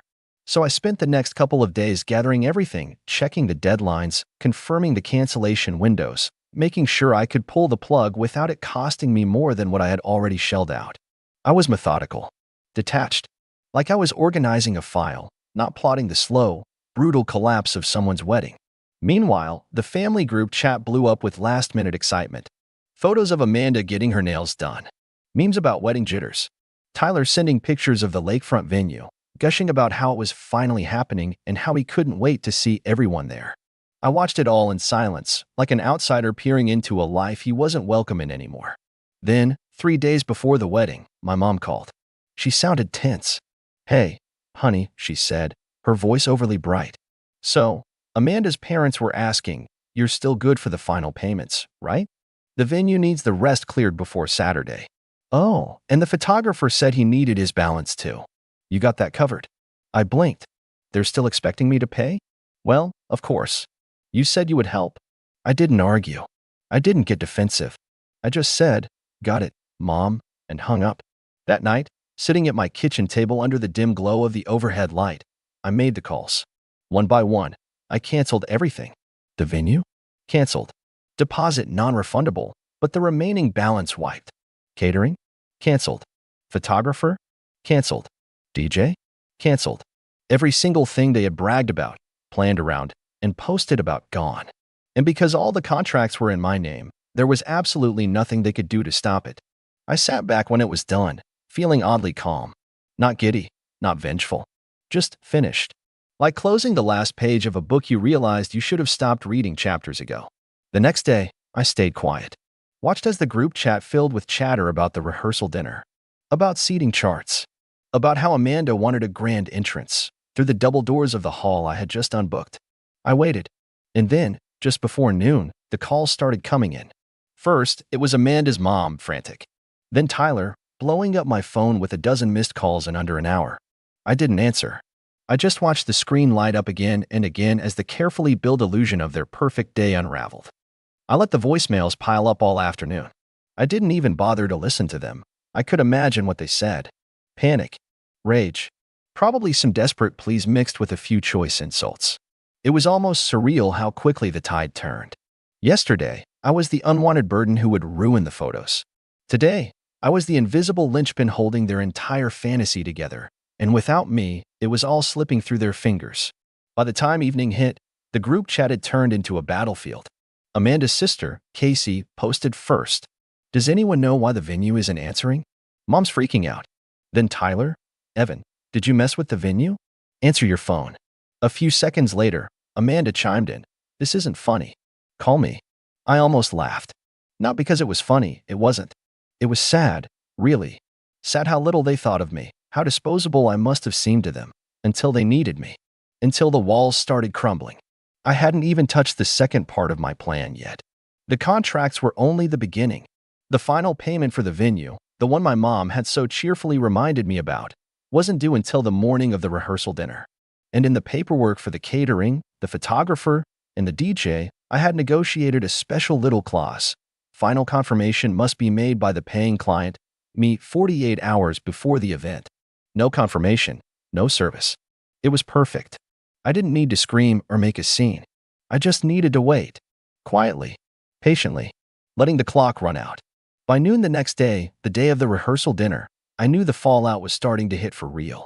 Tyler's fiance's mother posted in the chat, "Emergency meeting. 5 p.m. at Mom's house.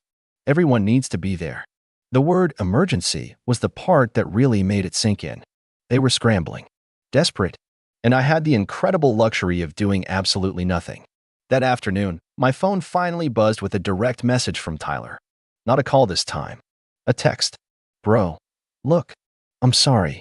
I don't know what's going on, but we really need you to fix it. Amanda's losing it. Just, whatever's happening, fix it. Please." No insults. No jokes about me ruining the photos. No smug winking emojis. Just please. For the first time in a very long time, I realized Tyler was actually scared. Not the fake kind of fear he used to have when he'd beg for money after blowing his paycheck at the casino. No, this was deeper. This was the fear of real consequences. The fear of realizing that maybe, just maybe, he had burned a bridge that actually mattered. Still, I didn't respond. Instead, I went for a walk. It was a beautiful evening, warm breeze, the faint smell of barbecue from a neighbor's yard, the lazy hum of cicadas. I took the long route around the neighborhood, breathing in the strange, bittersweet peace of it all. Meanwhile, the family group chat imploded. One of Amanda's bridesmaids, who I barely knew, posted, "I just called the caterer and they said the booking was canceled. What is going on?" Another message from Tyler. "Someone better fix this right now." And Amanda, in full meltdown mode. "If this wedding gets ruined because of your stupid family drama, I swear to God." The group chat went silent after that. I imagined them at Amanda's parents' house, everyone hunched over their phones, frantically Googling last-minute wedding venues, how to plan a wedding in 24 hours, and realizing, with dawning horror, that they couldn't afford anything without me. The deposits were non-refundable, but the remaining balances? They didn't have them. Not even close.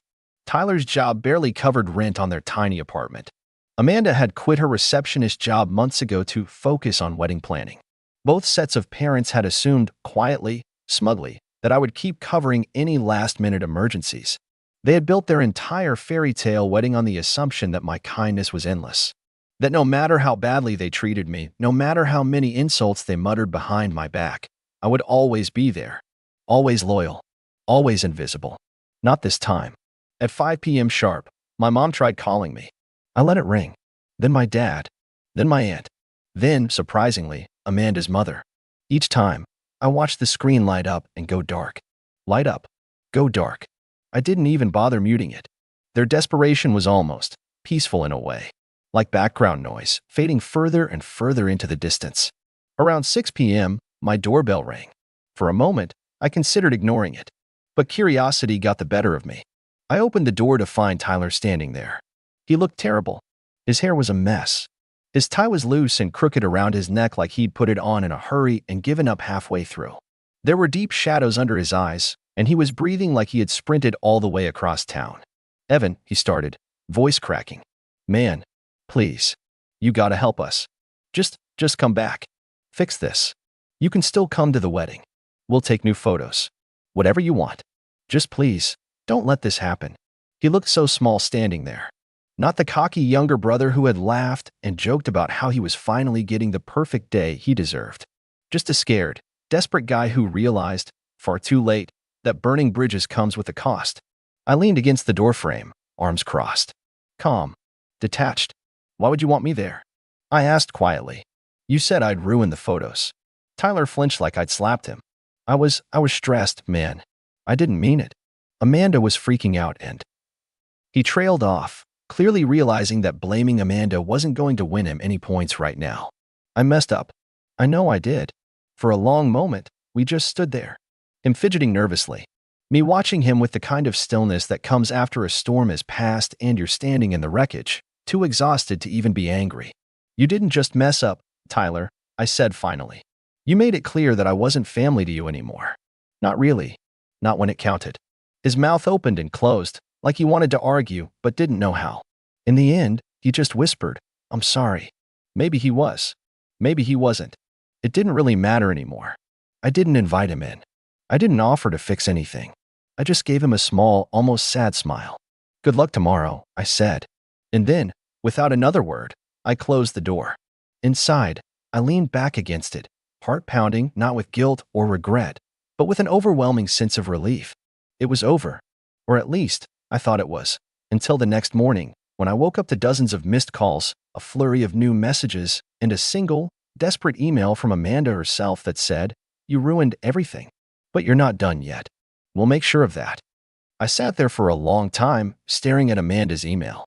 You ruined everything. But you're not done yet. We'll make sure of that. The words burned into my mind, not because they scared me, but because of how wildly detached from reality they were. I ruined everything? After they used me, cut me out, humiliated me? After they treated me like some embarrassing problem they had to hide away from their perfect Instagram wedding album?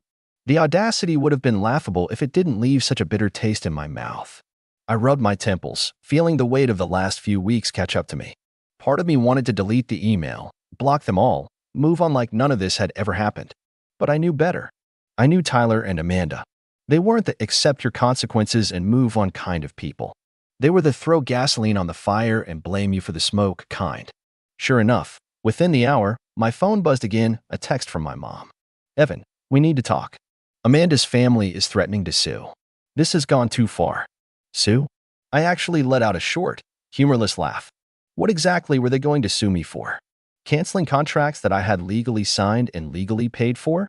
Contracts that clearly stated I had the right to terminate at any time before the event date? Good luck with that. Still, I knew what this was. It wasn't about the law. It was about pressure, guilt, family drama. They were counting on me caving, the same way I always had. But this time, I wasn't playing along. Instead of responding, I pulled up my email and forwarded every single contract to my personal lawyer. Just in case. I wasn't taking any chances. I wanted everything documented, every cancellation, every timeline, every clause they had signed off on without reading. I was done being the nice guy who cleaned up everyone else's mess without protecting himself. By mid-afternoon, the calls slowed down. Maybe they were realizing the reality of the situation. Maybe they were too busy scrambling for a backup plan. Curious, I opened social media and searched Amanda's name. It didn't take long to find it. There, in all its messy, chaotic glory, was Amanda's furious Facebook post. I cannot believe the selfishness of some people. After everything we did for you. After everything we let you be a part of. You destroyed the happiest day of our lives. We are done with you. Done. It was so full of rage, so full of entitlement, that I actually had to read it twice. I wasn't tagged, of course. Amanda was too smart for that. But she didn't have to tag me. Anyone who knew us could read between the lines. The comments were a mixed bag. Some people blindly offered sympathy. OMG babe, I'm so sorry. You don't deserve that. Others, the ones who actually knew our family history, were a little more skeptical. Sounds like there's more to the story. Isn't he the one who paid for everything? Maybe be nicer to the people funding your fantasy weddings next time? I smiled. Just a little. Not because I wanted public drama, I didn't. But because, for once, people were seeing the cracks Tyler and Amanda had worked so hard to cover up. As night fell, I thought about whether I should do anything else. Issue a public statement? Call someone to clear the air? But the more I thought about it, the more I realized. I didn't need to explain myself. Not to them. Not to anyone. They had made their choice. They had decided I was expendable. They had decided my money was welcome, but my presence was not. They just didn't realize that when you cut someone off, you don't get to keep the benefits. I made dinner, something simple, and sat out on my back porch, letting the cool evening air wash over me. It felt peaceful. Like for the first time in years, I wasn't carrying someone else's problems on my back. But just as I was settling into that rare, fleeting peace, my phone buzzed again. This time, it was a new number. I hesitated. Answering unknown numbers wasn't usually my thing, especially not now. But something, maybe curiosity, maybe a quiet instinct, made me pick it up. Hello? There was a pause. Then a voice I didn't immediately recognize, a man's voice, shaky, furious. "You think you're so smart," he spat. "You think you can just humiliate my family and get away with it? You have no idea who you're messing with." Click. The line went dead. I pulled the phone away from my ear and stared at it. Was that Amanda's dad? I hadn't even met the guy more than once or twice. He barely said 2 words to me at family events. And now he was threatening me over the phone like some cartoon villain? A slow, sinking feeling crept over me. This wasn't just about the wedding anymore. This was personal. And judging by that call, they weren't done trying to make me pay for it. Not by a long shot. For a few minutes after that call, I just sat there in the dark, staring at my phone, letting the quiet hum of the crickets fill the silence. It was almost funny, in a sad, pitiful way. After all the times I had helped them, after all the times I'd sacrificed my own time, money, and peace of mind to clean up Tyler's disasters, this was the thanks I got. Veiled threats from a man I barely knew and accusations from people who couldn't even spell gratitude if you spotted them half the letters. I could have gotten angry. Maybe a few years ago, I would have. Maybe I would have fired off a bunch of angry texts, maybe gone to confront them face to face, demanding they finally understand how much I had given them, how much I had given up for them. But sitting there that night, something inside me shifted. Not anger, not even sadness. Clarity. I realized I didn't need them to understand. I didn't need their approval. I didn't even need their apology. What I needed, what I had always needed, was distance. Real, unapologetic distance from the people who only saw me as useful when they were desperate and disposable when they were satisfied. They were right about one thing. I wasn't family anymore. And honestly, that was a blessing. The next morning, I woke up to find my phone stuffed with more messages. Angry rants. Empty threats. One message from Amanda's dad talking about taking me to court for emotional damages, which made me laugh out loud, the kind of short, sharp bark of laughter you can't even hold back. As if you could sue someone for choosing not to be walked all over. But tucked between all the nonsense was one text that caught my eye. It was from my aunt, Dad's sister, someone I hadn't heard from much since childhood. She had always been the black sheep of the family, the one who didn't understand how family worked, according to my mother. She kept her distance, didn't attend many gatherings, and whenever her name came up, it was with a shake of the head and a sad little sigh, like she was someone they pitied. Her text was short, just a few lines. Heard what happened. Proud of you. Took me 30 years to stop being their doormat. You did it in less than 30. Good for you. Call me if you ever want to grab coffee. I stared at it for a long moment. Smiled. Saved her number. Maybe, I thought, family wasn't about who you were born to. Maybe it was about who actually stood by you when it mattered. Maybe it was about respect, not obligation. By noon, the full fallout of the canceled wedding was making its way through the extended family. Word spread fast. My cousin Jen had texted me a screenshot of Amanda's frantic posts in a local Facebook wedding group, begging for last-minute vendors, offering to pay whatever it takes. I read through the comments with a mixture of amusement and grim satisfaction. Most responses were sympathetic. Some offered vague leads. But several pointed out that at less than 24 hours' notice, on a holiday weekend, no less, they were basically out of luck. I could picture it clearly. Amanda pacing in her parents' living room, makeup running, hair a mess, screaming into her phone while Tyler sat in the corner with his head in his hands, wondering how it had all gone so wrong so fast. Meanwhile, I was sitting at a small cafe downtown, sipping the best coffee I'd had in weeks, reading a book I had been meaning to finish for months. For the first time in longer than I could remember, there were no frantic calls demanding money, no guilt-tripping texts, no heavy cloud of obligation hanging over me. Just the quiet, simple freedom of being done. Around 3 in the afternoon, my phone buzzed one more time. It was an email this time. From Tyler. The subject line reads simply, "Please." I opened it, more out of curiosity than anything else. Inside was a wall of text, clearly written in a panic. No grammar, no punctuation, just a long, desperate stream of words begging me to come back, begging me to make a few calls, to fix this, before it was too late. He promised he'd make it up to me, promised we'd be brothers again, that it would be like it used to be, that Amanda didn't mean what she said, that their parents didn't mean to threaten me, that it was all just stress. At the very end, he wrote, "Please, I'm begging you, don't let this happen to me. Not us. Me." And that was it. That was the final nail in the coffin.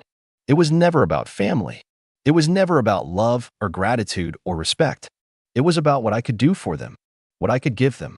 And now that the gravy train had run dry, now that there was no wedding, no party, no perfect photos to post online, now they were willing to say anything to reel me back in. I closed the email, didn't reply. Instead, I opened a blank email window, typed in Tyler's address, and wrote, "I wish you both the best, but I'm done being part of a family that only wants me around when they need something. Please do not contact me again." I hit send, blocked his number, blocked Amanda's, blocked their parents, cleared my call history, deleted the group chat. And just like that, lighter than I'd felt in years, I walked away. The wedding never happened, of course. At least, not the way they planned. A few months later, I heard through a mutual acquaintance that Tyler and Amanda had gotten married at a courthouse. No photographer, no catering, no big lakefront venue with a giant oak tree in the background. No family gathered around them, just a couple of uncomfortable witnesses and a bored-looking judge. Amanda's parents refused to foot the bill after realizing how much it would cost to reschedule everything last minute. Tyler tried to pull together some friends for a backyard party afterward, but most people bailed, suddenly busy when the time came. Their picture-perfect dream had shriveled up and died, not because I was petty or vindictive, but because it was never built on anything real to begin with. Just entitlement and hollow expectations. Meanwhile, I rebuilt my life. I reconnected with my Aunt Rachel, the black sheep, and found a kindred spirit there, someone who knew exactly what it meant to be cast out of a toxic family dynamic and come out stronger for it. We became close, like family was supposed to be. I poured my energy into friendships that felt mutual, jobs that respected my boundaries, hobbies that actually brought me joy. And for the first time in a long, long time, I woke up every morning knowing that I didn't owe anyone anything just to be loved. I had learned the most important lesson of my life. Sometimes, the best thing you can do for yourself is to let the bridge burn and then walk away without ever looking back. It was supposed to be a perfect day. I'd spent weeks planning it. Balloons, decorations, the exact shade of blue my son liked most. I even custom-ordered a cake with his favorite dinosaur on top, the one he draws over and over again in his sketchbook like it's his imaginary friend. My wife, Emma, was in charge of the goodie bags, and I handled the playlist because I knew all the songs that made him dance around the kitchen in his Spider-Man pajamas. We were doing it at my parents' house, like we always did. That was the plan. That's how it had always been. Birthdays, anniversaries, holidays, it all went down at Mom and Dad's place. That house was supposed to mean family. But this time, something snapped. I'm Zane. I'm 34, husband, dad of 2. Noah's 7, Ellie's 4. I'm not one for drama. I've always been the let-it-go kind of guy. Bite my tongue, laugh it off, make peace, not war. You know the type. It's how I was raised. I grew up in a house where keeping the peace meant swallowing your pride and not asking too many questions. Especially when it came to my younger sister, Maddie. Maddie was the golden child. Still is, honestly. She's 31 now, a single mom of 2 adorable kids, and she somehow turned that into a full-time identity that grants her immunity from consequences. Growing up, she could do no wrong. Wrecked the car at 17? She was under so much stress. Blew all her student loan money on a spontaneous trip to Ibiza? She needed to find herself. Meanwhile, I once got grounded for bringing home a B in calculus. The double standard wasn't new, but I guess I thought that once we were adults, things would even out. Spoiler alert, they didn't. I should have seen it coming, honestly. There had been warning signs. Last Christmas, my mom forgot to put Noah's name on the gift tags and handed him a generic board game that clearly came from the dollar store bin. Meanwhile, Maddie's kids got a Nintendo Switch and personalized stockings. At Easter, Noah asked why the Easter Bunny skipped Grandma's house and only left baskets for his cousins. I brushed it off, said maybe the bunny got tired and missed a stop. Emma gave me that look. The you know what this is look. but I wasn't ready to admit it. Not yet. This year, for Noah's birthday, I wanted it to be special. We were already feeling tight on space at our place, so hosting it at my parents' house made sense. Bigger yard, more room to run around, familiar territory. I called ahead, asked if we could do the party there, and Mom said of course. We'd love to host, she said. Family is everything. Her words. I even offered to bring everything, food, drinks, decorations, the whole deal. I wasn't asking for anything except the space and maybe a helping hand. The morning of the party, Noah was up at 6 a.m.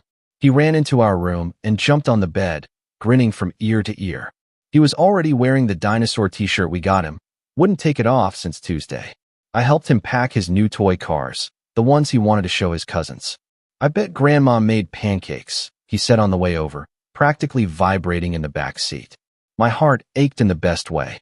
That innocent, hopeful joy. I didn't know it could be cracked in an instant. But it can.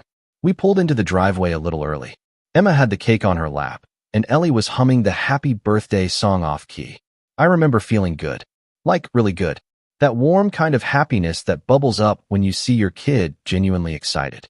That was the last time I felt it that day. When we stepped inside, the first thing I noticed was the color scheme. Pink and purple streamers, a huge glittery happy birthday sign with Maddie's daughter's name on it. At first, I thought I was seeing things. Maybe they were recycling decorations from a past party? But then the balloons came bouncing down the hallway, also pink and purple, with Princess printed on them. Noah froze beside me, looking around, confused. His grip tightened on my hand. And then Maddie walked in, smiling like this was the best surprise ever. Oh good, you're here early. We figured we'd just do a little combo celebration since everyone's already coming. 2 birds, 1 stone, right? I didn't know what to say. I blinked at her, stunned. Combo celebration? Her daughter's birthday was 3 weeks ago. Noah's was today. Today. Before I could speak, my mom swooped in from the kitchen carrying 2 gift bags, both covered in sparkly wrapping paper. Look who's here, she said in that sugary voice she uses when she's putting on a show. Hi, sweetie. She bent down and handed the bags to Maddie's kids. Gifts, big ones by the look of them. One of the kids squealed and tore into it on the spot. A Barbie dream house. My heart dropped. Noah just stood there, holding the toy cars we brought. My mom looked right at him. Didn't say a word.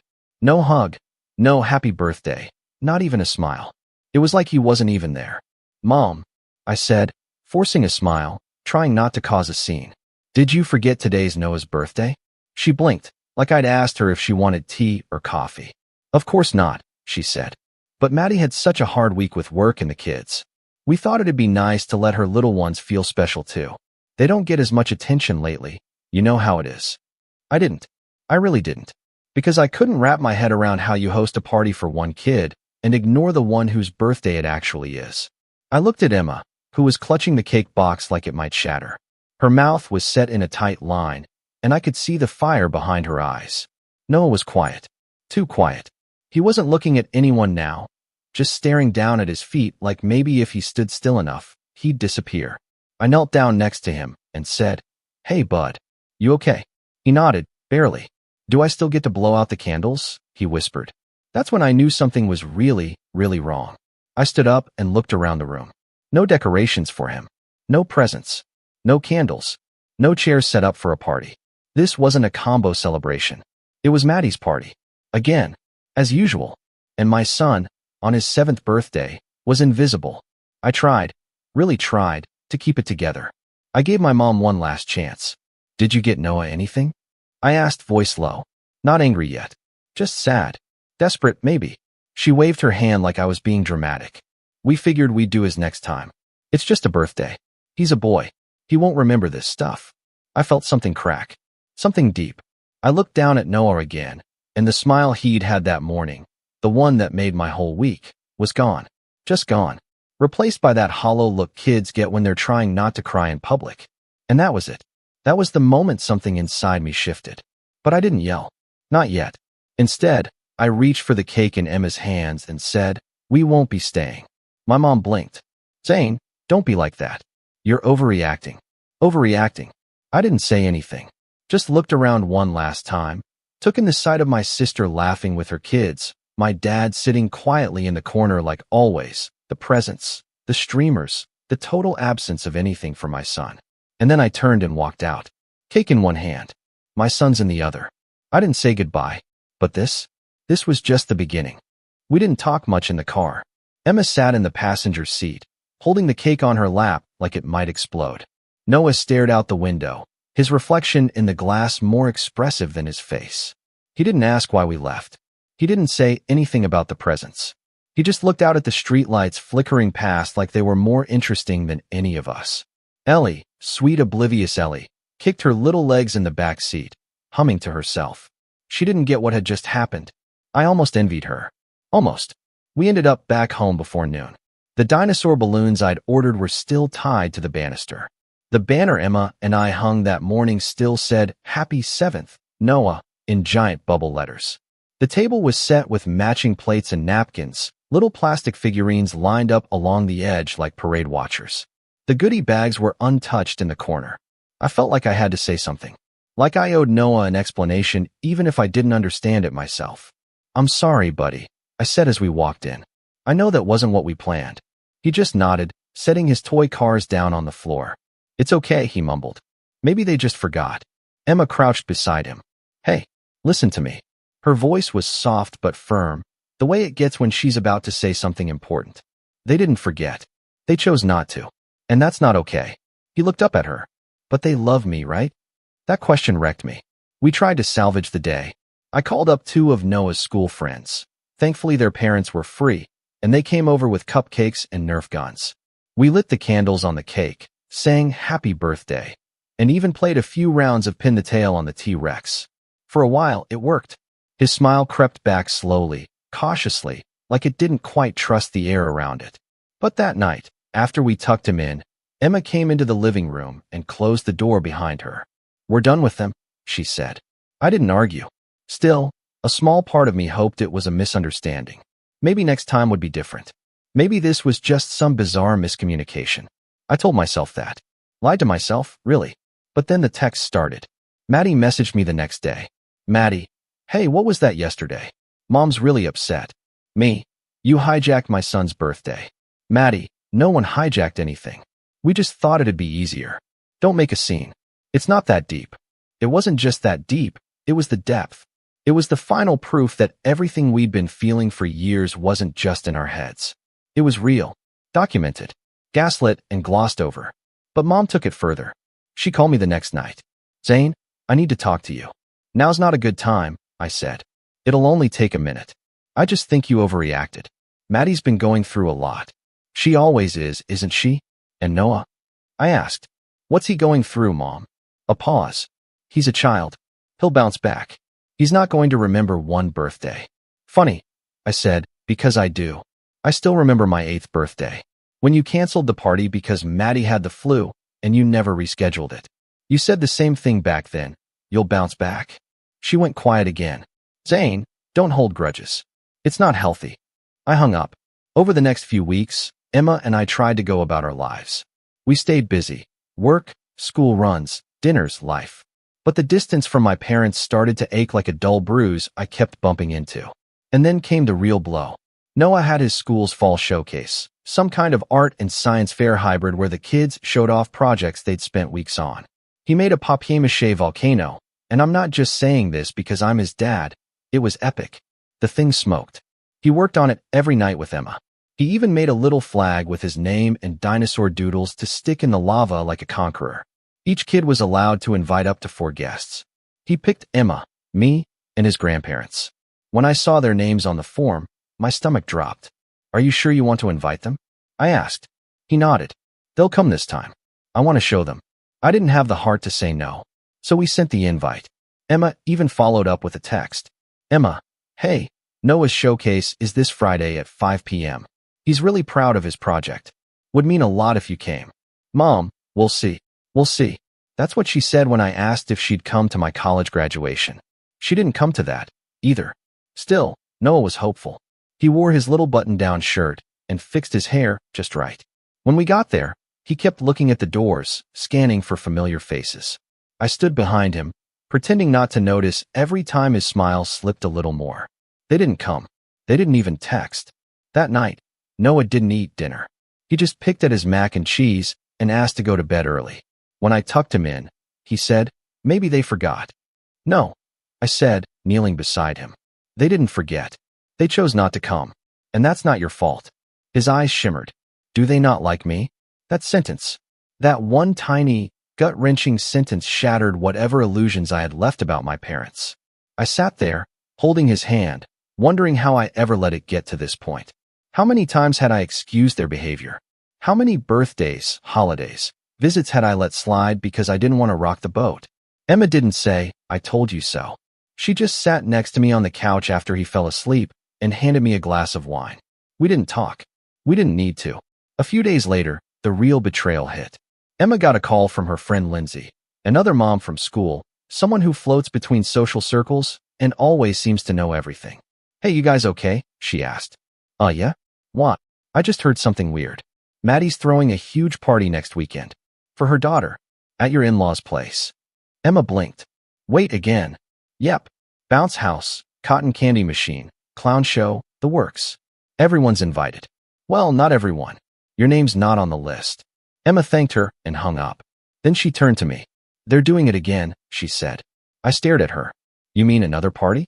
After the stunt they pulled on Noah's birthday?" She nodded. "And they didn't invite us." I didn't even know what to say anymore. It was like the universe had doubled down just to see how much we'd take. Out of morbid curiosity, I checked Facebook. Sure enough, there it was, photos from the backyard, our old backyard. Maddie's daughter in a sparkly dress, gifts piled high, my mom smiling in every frame, holding cotton candy like it was a torch of maternal pride. My dad even wore a #OneGrandpa shirt. The same man who hadn't said a word to Noah on his birthday. That was it. That was the breaking point. Not just because they threw another party. Not just because they excluded us. But because they made it loud. Public. Intentional. They wanted everyone to see who they showed up for. And who they didn't.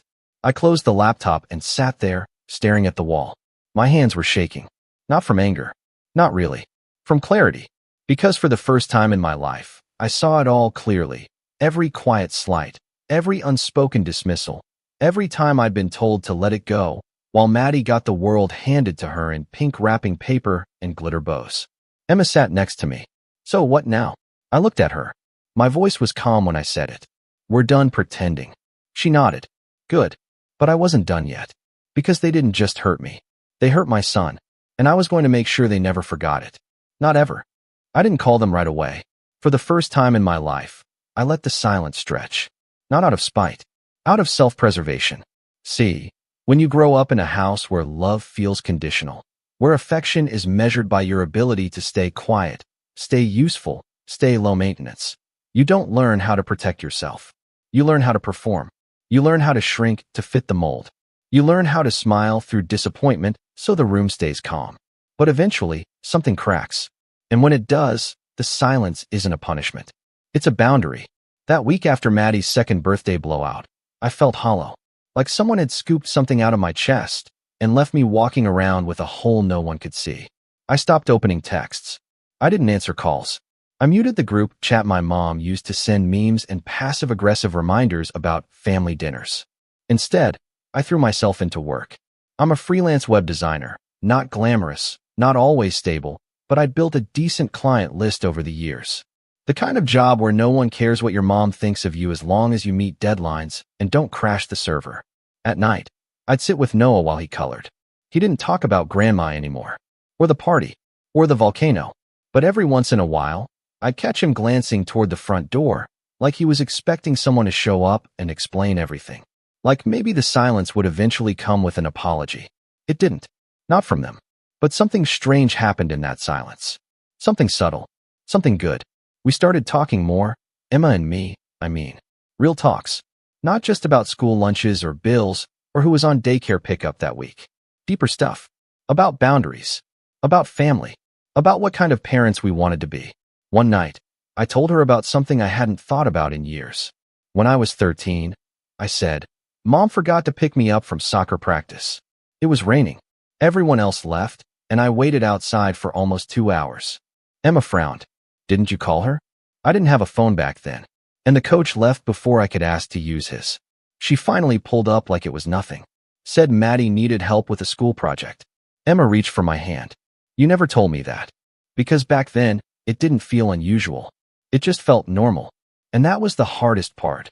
Realizing how much of my childhood I'd normalized as just the way things are. Realizing I had spent decades trying to earn love that should have been unconditional. The fall wasn't dramatic. No fights. No screaming matches. Just distance. Heavy, invisible distance. Until Maddie sent the message. Maddie. So you're just gonna ghost the whole family now. That was her opening line. No hi. No checking in. Just accusation. Me. Not ghosting. Just protecting my kid. Maddie. From what? He's a child, not a victim of war. She always did have a flair for minimizing things. Me, he's a child. That's exactly why I'm protecting him. Maddie, you're being dramatic. And selfish. Mom says you're breaking her heart. Me, Mom broke his first. I stared at the screen for a while after that. Maddie never replied. She didn't have to. She wasn't the point anymore. By now, I had started journaling again. Just for myself. Stuff I hadn't unpacked in years started to surface. Childhood memories I'd buried. Unfair moments I'd brushed off. At first it felt like self-pity. But over time, it started feeling more like healing. One night, Emma peeked over my shoulder. That's really good, she said. I laughed. It's not for anyone. Maybe it should be. And that planted a seed. A few days later, I took one of those entries and reworked it into a blog post. Nothing fancy, just a Medium account. A simple post titled, When Grandparents Aren't Grand. I didn't name names. I just told the story. My story. By the end of the week, it had 5,000 views. By the end of the month, 50,000. Messages started rolling in from strangers, parents, adult children, even therapists, thanking me for saying something out loud they hadn't been able to. You helped me realize it wasn't just me. I thought I was being too sensitive. I haven't spoken to my mother in 3 years. I still feel guilty. Your post made me feel human. That was the beginning of something I never saw coming. A small publisher reached out a few weeks later. Said they liked my voice. Asked if I'd consider writing a collection of essays about fatherhood and family dynamics. I said I'd think about it. But the truth? I'd already started. Emma encouraged me every step of the way. She helped me organize the essays, gave feedback, cheered me on when I doubted myself. I worked early mornings and late nights, sometimes during lunch breaks, sometimes while the kids were at school. For the first time in years, I felt like I was building something that mattered, not just to me, but to people like me. People who grew up being told, you're overreacting, when their hearts were breaking. People who had to become parents just to realize how badly they were parented. In the middle of all this, Noah started changing too. He joined a kids' art club at the community center. Started bringing home little clay sculptures and watercolors. One day, he painted a picture of a volcano, red and orange swirls exploding from a paper mountain, with a little flag that said, I did it anyway.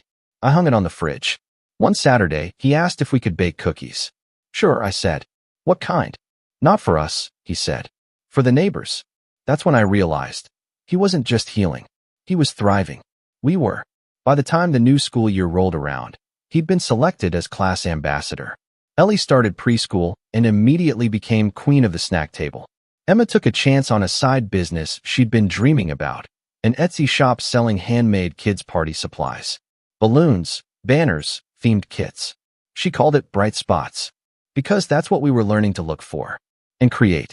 We hosted Thanksgiving that year, our first time doing it without my parents. It was small, just us, the kids, Emma's sister, and a couple of close friends.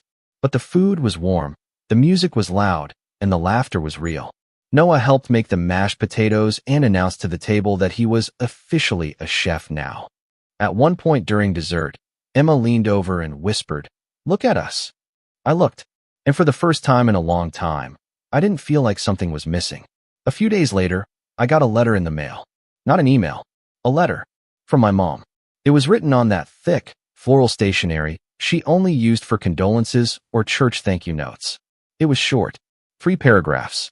No apology, no accountability, just a vague acknowledgement that feelings were hurt and that families shouldn't let misunderstandings come between them.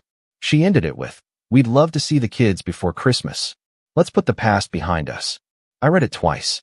Then I folded it up and slid it into the drawer beside my desk. I didn't respond, because it wasn't just a misunderstanding. It was a pattern, A legacy of silence and favoritism and weaponized guilt. And until that was acknowledged, I wasn't opening the door again. The truth is, hitting rock bottom wasn't the fall I thought it would be. It was a turning point. I lost something when I walked out of my parents' house that day with the cake in my hands. But I gained more. Clarity, strength, purpose. And my son? He gained a father who finally learned how to stand up, not just for him, but for himself. And soon, they'd learn just how far I was willing to go to make sure this never happened again. Because silence was no longer my weapon. But truth? Truth was about to be. And I had one final move left to make. When you grow up in a family like mine, you're taught not to call it revenge. You're taught to call it forgiveness. You're taught to be the bigger person, to not air dirty laundry, to let things go for the sake of peace. But here's what they never tell you. Forgiveness without accountability isn't noble. It's erasure. It's how cycles continue. It's how people like my mother get to smile at church, wave at neighbors, and pretend they're saints, while the people they hurt clean up the mess in private. And I was done cleaning.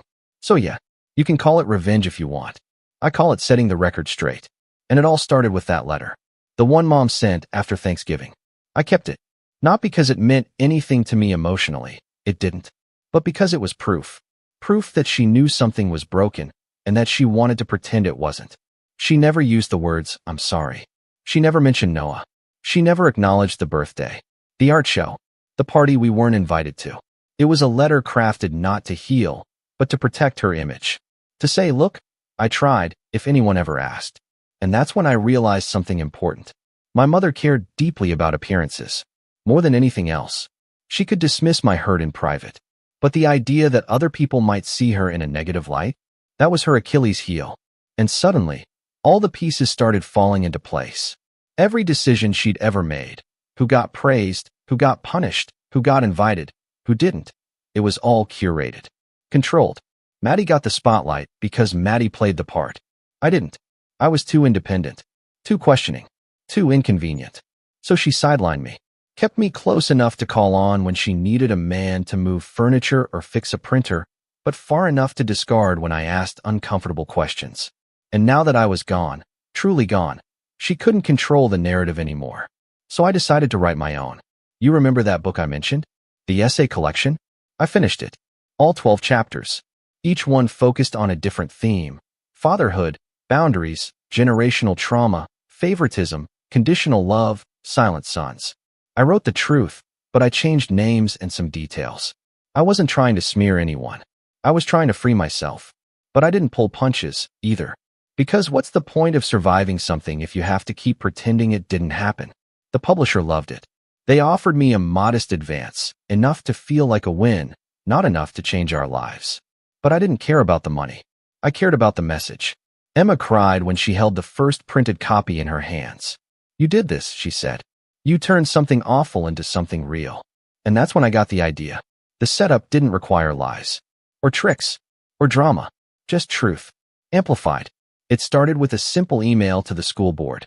Nothing dramatic, just a recommendation that the district include more mental health resources for children dealing with estranged or toxic family dynamics. I attached one of my essays. Just one. A week later, they invited me to speak at a local parent engagement night. I almost said no. But then I remembered the look on Noah's face when he whispered, "Do they not like me?" So I said yes. The night of the event, I stood in a multi-purpose room filled with PTA moms, tired dads, and teachers with clipboards. I told my story. I didn't name names. But I told the truth. Afterward, people lined up to thank me.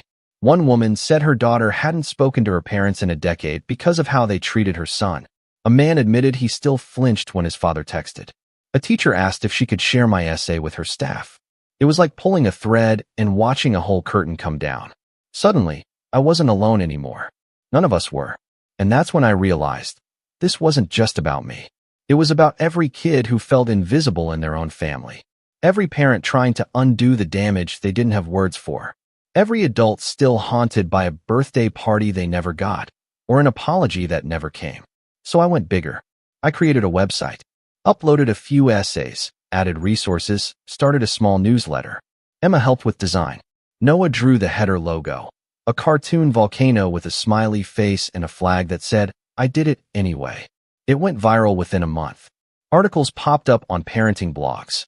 Podcasts asked me to come on. I told my story over and over again, not for sympathy, but for solidarity. And that's when they started noticing. First came the email from Maddie. No subject line, just 2 sentences. Maddie, wow. You really had to make yourself the victim, huh? Hope it was worth it. I didn't respond. Then Mom called. I let it go to voicemail. Zane, I saw what you're doing. I don't appreciate being painted as some kind of monster. I have always done what I thought was best. You might not agree, but that doesn't give you the right to slander me in public. That was her word, slander. Even now, it was about her image. So I posted a new essay. Titled it, When the People Who Hurt You Say They're the Victims. I didn't name her. I didn't have to. People knew. But I still wasn't done. Because the next opportunity was too perfect to ignore. Our town does a yearly Voices of the Valley series. Local authors get to do a public reading at the community center, usually paired with a Q&A. It's a cozy, small event. A couple dozen attendees. Coffee and cookies. The kind of thing Mom lived for. And guess who was on the planning committee? Her church friend, Carol. The one who always asked, "How's your lovely son?" The quiet one. Not Maddie, the other one. I sent in my name. Carol replied within an hour. We'd love to have you. The reading was scheduled for mid-February, right after Maddie's daughter's birthday. Poetic, right? I chose 3 essays to read. One of them was called The Day My Son Stopped Believing in Grandparents. That one hit a nerve. The room was packed. Some familiar faces. Some not. Emma sat in the front row. Noah was next to her, holding Ellie's hand and sipping hot chocolate. Halfway through my reading, I saw them. My parents. Standing in the back, near the exit. My mom had that tight smile she wore at funerals. My dad looked like he wanted to be anywhere else. Maddie wasn't there. I didn't stop. Didn't flinch. When it was over, people clapped. A few stood. Someone even whistled. And then, slowly, my mother approached. Can we talk? She asked, her voice brittle. I looked at her. And then at Noah. And then back at her. No, I said. Not yet. And I turned away. Because the setup wasn't about confrontation. It was about clarity. About building something so strong that I never had to beg for love again. And about teaching my son that real family doesn't ignore your birthday. Real family doesn't show up when it's convenient and vanish when it counts. Real family sees you, celebrates you, shows up, every time. And now? Now the stage was set. Because I had one more move to make. Something final. Something unforgettable. And they'd never see it coming. They didn't show up at the next reading. I wasn't surprised. After the Voices of the Valley event, the local paper ran a piece on me. A small write-up, nothing sensational. Just a headline that read, Local dad's essays on family and forgiveness strike a chord. But it was enough. Enough for my mother's church friends to start whispering. Enough for Maddie's coworkers to start Googling. Enough for people to start seeing the cracks. And that was the beginning of the end. Not for me. For them.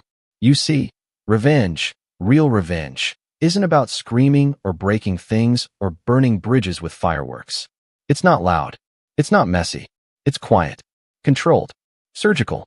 It's letting someone ruin their own reputation while you rise, gracefully, unbothered, unstoppable. And that's exactly what happened. Let me walk you through it. After my book started gaining traction, I got an invitation to speak at a regional parenting conference. It wasn't huge, just a few hundred attendees, mostly educators, counselors, and young parents.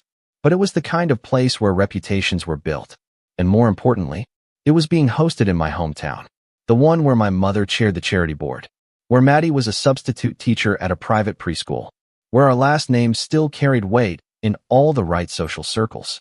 So when the promotional flyer went out, with my face on it, and the title of my talk, Breaking the Cycle, How to Parent Without Repeating the Pain, well, let's just say it didn't go unnoticed. 2 days later, I got a message from my dad. Just a single line. Is this really necessary? I didn't respond. Instead, I walked into Noah's room, sat beside him on the floor where he was drawing, and said, I'm going to talk to a bunch of parents. About you. About what it means to protect your kid. He looked up.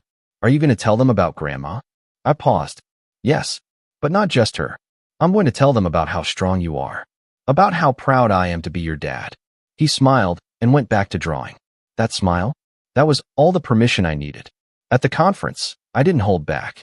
I told the full story. Noah's 7th birthday. The party that wasn't for him. The forgotten art show. The silence. The letter. The manipulation. The gaslighting. I didn't use names. But I didn't have to. By the time I finished, the room was still. And then the applause came. Slow. Rising. Real.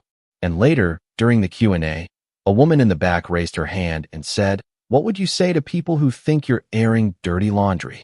I looked her dead in the eyes and said, "I'd say I'm not airing dirty laundry. I'm airing out the house before it kills someone." That clip went viral. It was shared on TikTok, Instagram, even Reddit, ironically.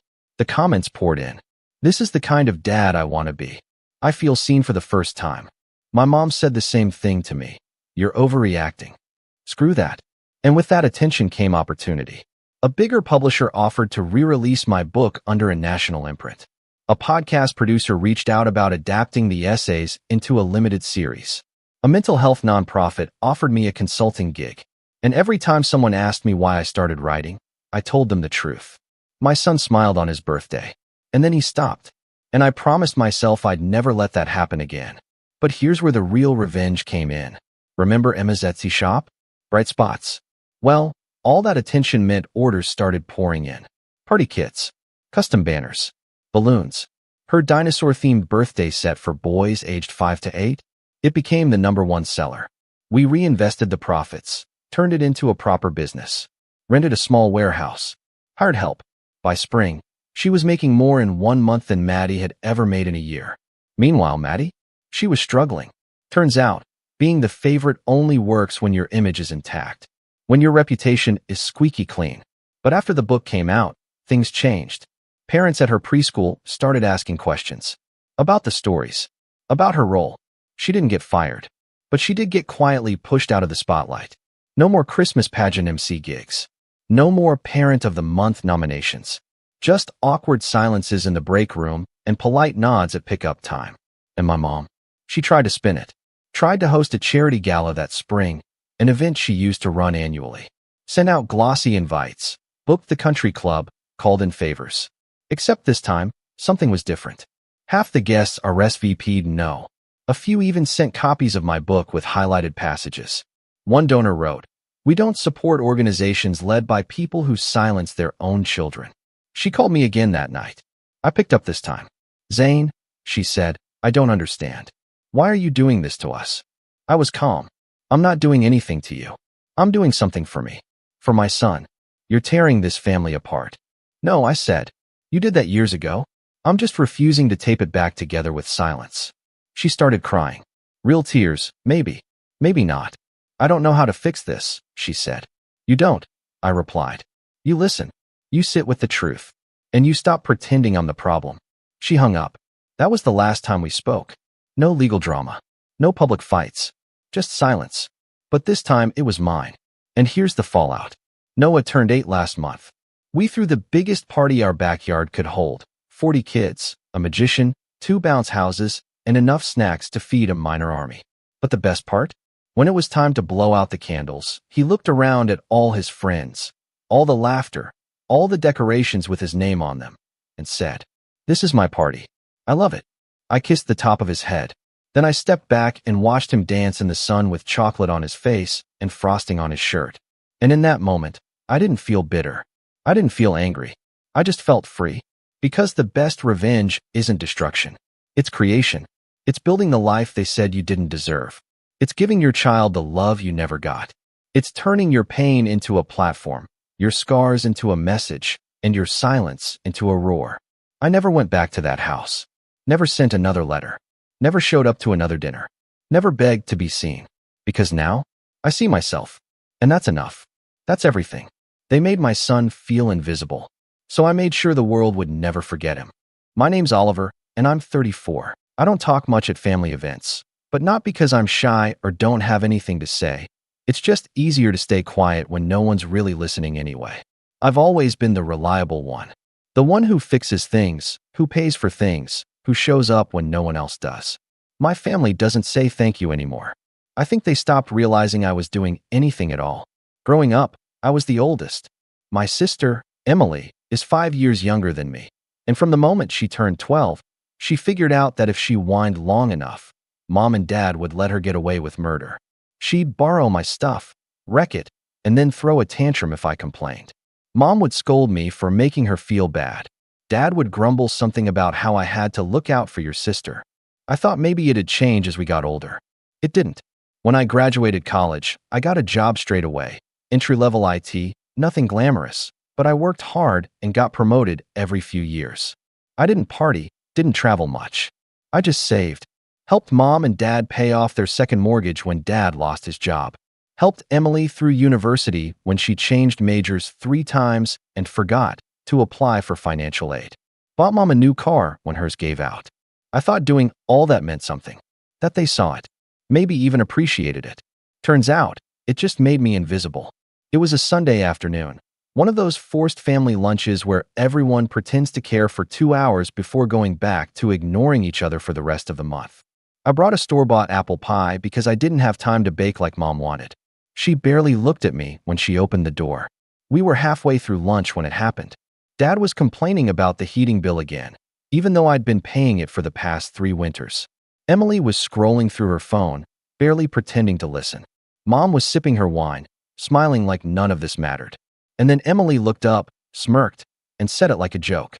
He's just bitter because no one needs him anymore. She didn't even say it with malice, just that casual cruelty people use when they know they can get away with it. And everyone laughed. Even Mom. Even Dad. Like I was some washed-up has-been clinging to relevance. Something in me cracked. I didn't shout. I didn't slam my fists or throw my plate. I just pulled out my phone, unlocked it, and looked straight at Emily. "Let's see how you feel," I said quietly, "when I cancel every bill in this house." They went silent. For the first time in years, they looked at me like I was real. I stood up and stepped back from the table, slowly scrolling through my saved logins, utilities, insurance, car payments, streaming services, even the rent for the apartment Emily lived in downtown. They didn't know I'd been covering that too. She always forgot to send it to me. "You wouldn't dare," Mom said, voice shaking just a little. "Try me." Dad stood up, but he didn't say anything. Emily looked from me to her phone, as if trying to decide if this was just some bluff or if I'd finally grown a spine. It wasn't about the money anymore. It was about how easy it had become for them to forget I was the one holding the roof up. Every birthday missed. Every one of their emergencies that I quietly solved. Every snide remark about how I was too serious, too single, too boring. I had let it slide. I thought that's what family did. But now it just felt like I'd been funding their comfort at the cost of my own dignity. "I give it 3 days," I said, turning to the door. "Let's see how long you laugh without me." I walked out, letting the silence follow me all the way to the car. My hands were shaking, but not from nerves. From release. It was like I'd been holding my breath for years, and I was finally letting it go. The first call came 20 minutes later. Then another. And another. I ignored them all. But the message that finally made me stop and stare at my screen, that one came from Emily. Just 2 words. "You're bluffing." And I smiled. Because I wasn't. I didn't reply. I just sat in my car outside my apartment complex, engine off, windows rolled up, staring at the message. "You're bluffing." It was so her. Even now, after I'd called her out in front of everyone, after I'd threatened to pull the rug out from under the whole circus they were running, she still believed I was too soft to follow through. That I was still the doormat brother, the background noise of her glittering, chaotic life. I went upstairs, changed into something more comfortable, and opened my laptop. It was all surprisingly easy. Years of setting everything up for them meant I had everything connected. Autopay, saved credentials, linked emails. My name on most of the accounts, sometimes even the only name. And they never once questioned it. Why would they? I was their failsafe, their built-in safety net.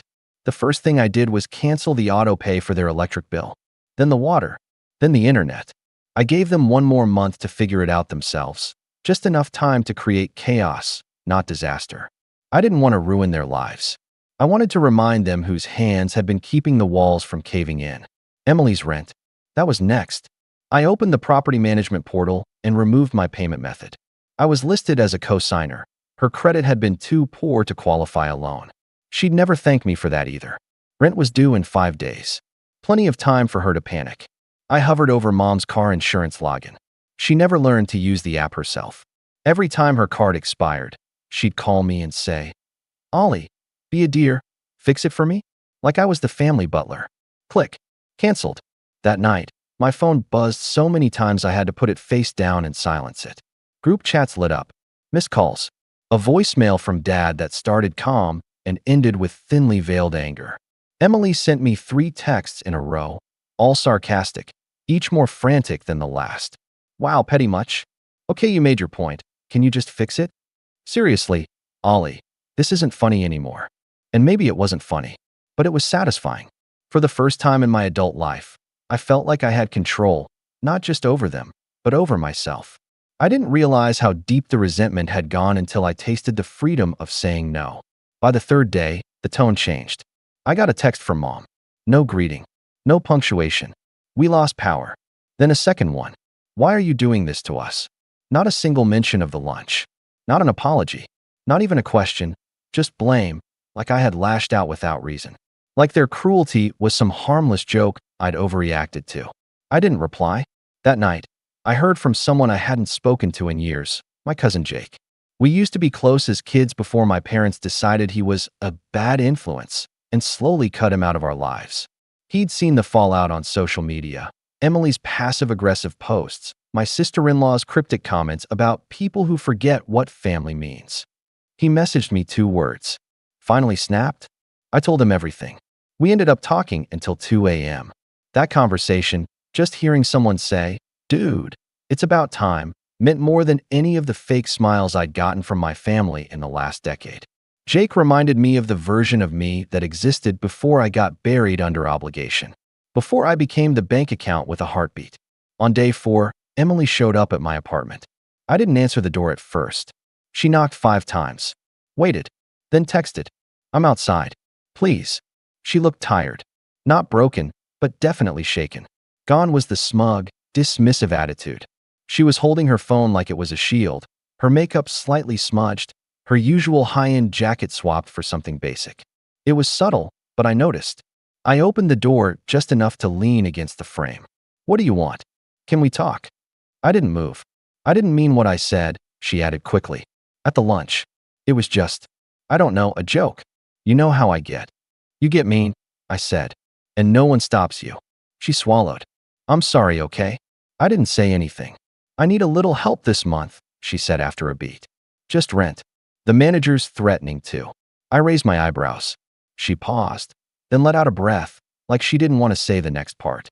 "I know I messed up. We all did. But you can't just cut everyone off like that. We're family." "Exactly," I said. "We're family. So maybe you should have acted like it." That landed harder than I expected. Her face fell, and for a moment, I saw a flicker of the girl she used to be. Before the manipulation, before the entitlement. But then she straightened up. "You're not the only one with problems, Ollie. You're not some hero." I smiled, but there wasn't any warmth in it. I never wanted to be. I just wanted to thank you. Or maybe for someone to ask if I was okay once in a while. She said nothing. "I think it's time you all learn how to stand on your own," I added. "I've done my part. I'm done playing savior." Then I closed the door. The next day, Dad called. No voicemail this time. Just a missed call, then another, and another. I didn't pick up.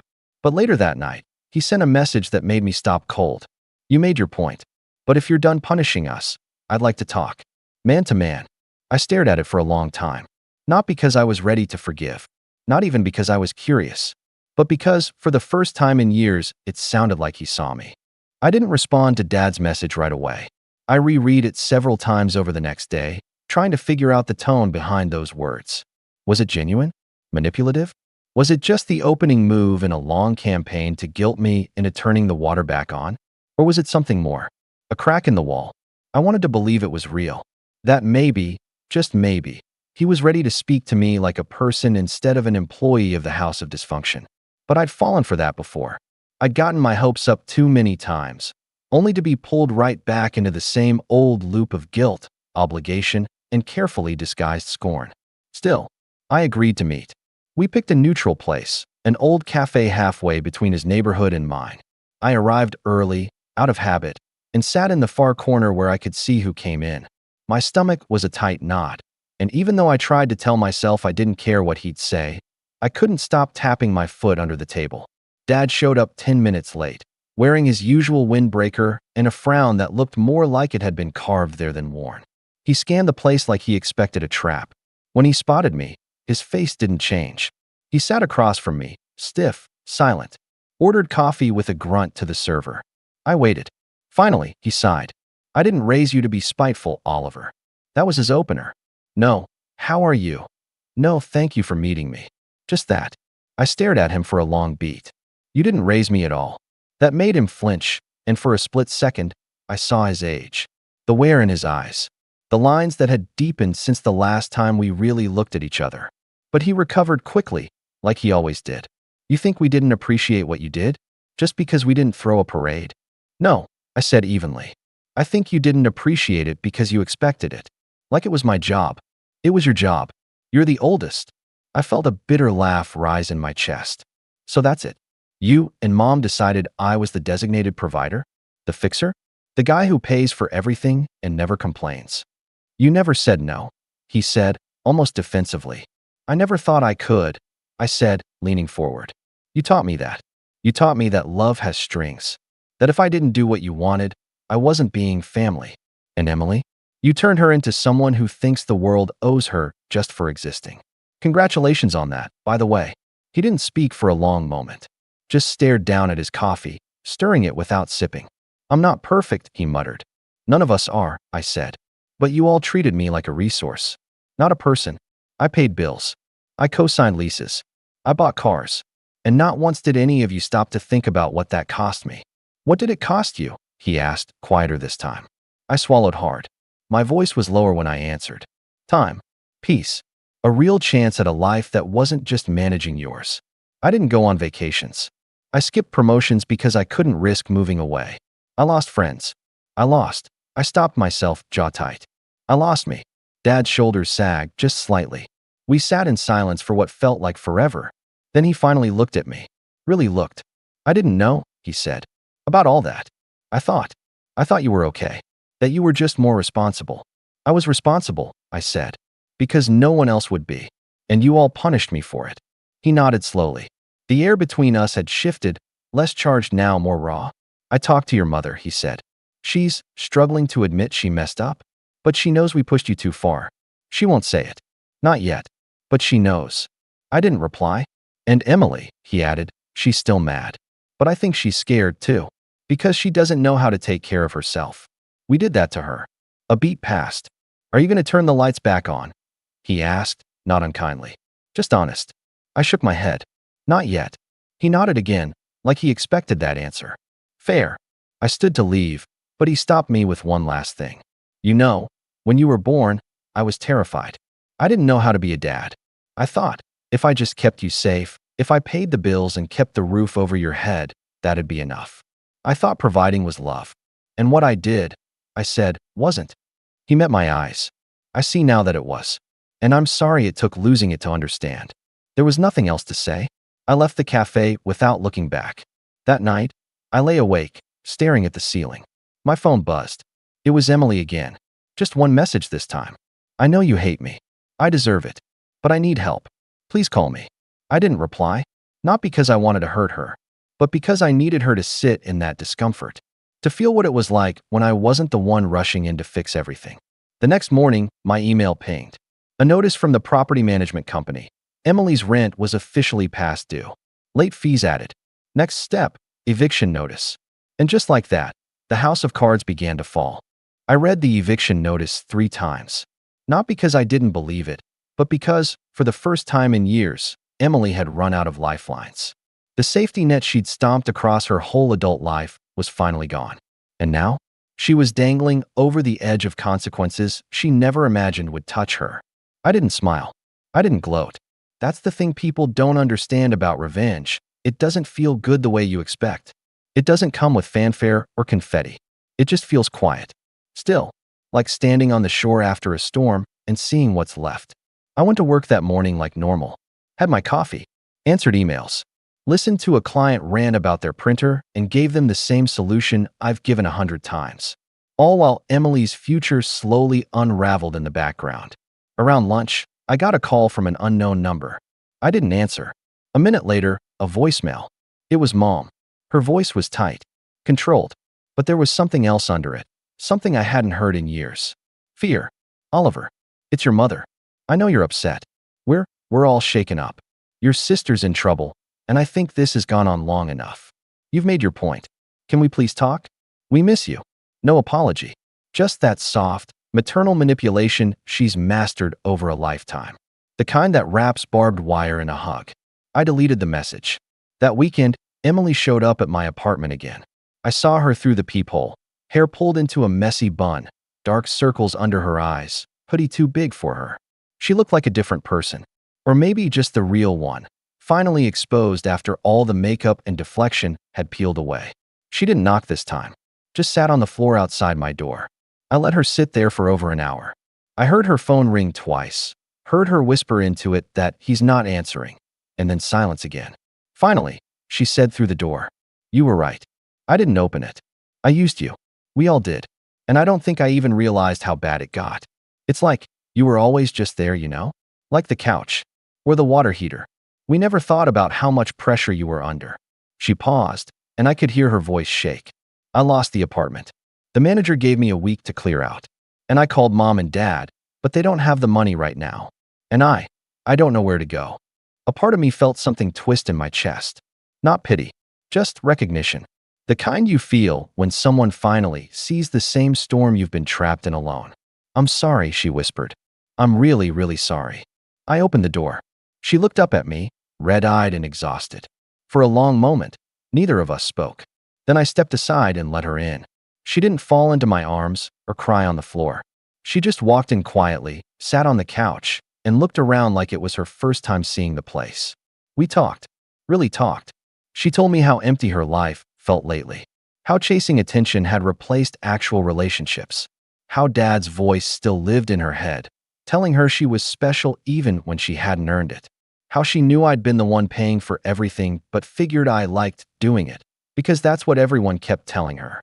I told her I didn't want her in my life if it was just going to be more of the same, that I wasn't a safety net, that I wasn't a bank account or an errand boy, that I needed space, respect, boundaries, things we never had growing up. She nodded. "I'll find somewhere else to stay. I just needed to say this." "You can stay here," I said. 1 week. That's it. Okay. We didn't hug. Not that day. But we sat on opposite sides of the couch for hours, just talking. And that was the beginning of something new. The next day, Mom called again. I answered this time. She started soft, again, how she was worried and so glad. We were reconnecting. Then she asked if I could talk to the power company on their behalf. "They're being unreasonable," she said, "cutting us off like that. We didn't even get a warning." I told her I was no longer involved in any of their accounts, that they'd have to figure it out themselves. She didn't take it well. "You're punishing us," she said sharply, "after all we've done for you." I laughed. A short, humorless thing. "All you've done for me. We raised you, fed you, sheltered you. That's the bare minimum of parenting, Mom." She went quiet. "I'm not angry anymore," I said, "but I'm not going back. If you want a relationship with me, it's going to be on new terms. Real ones.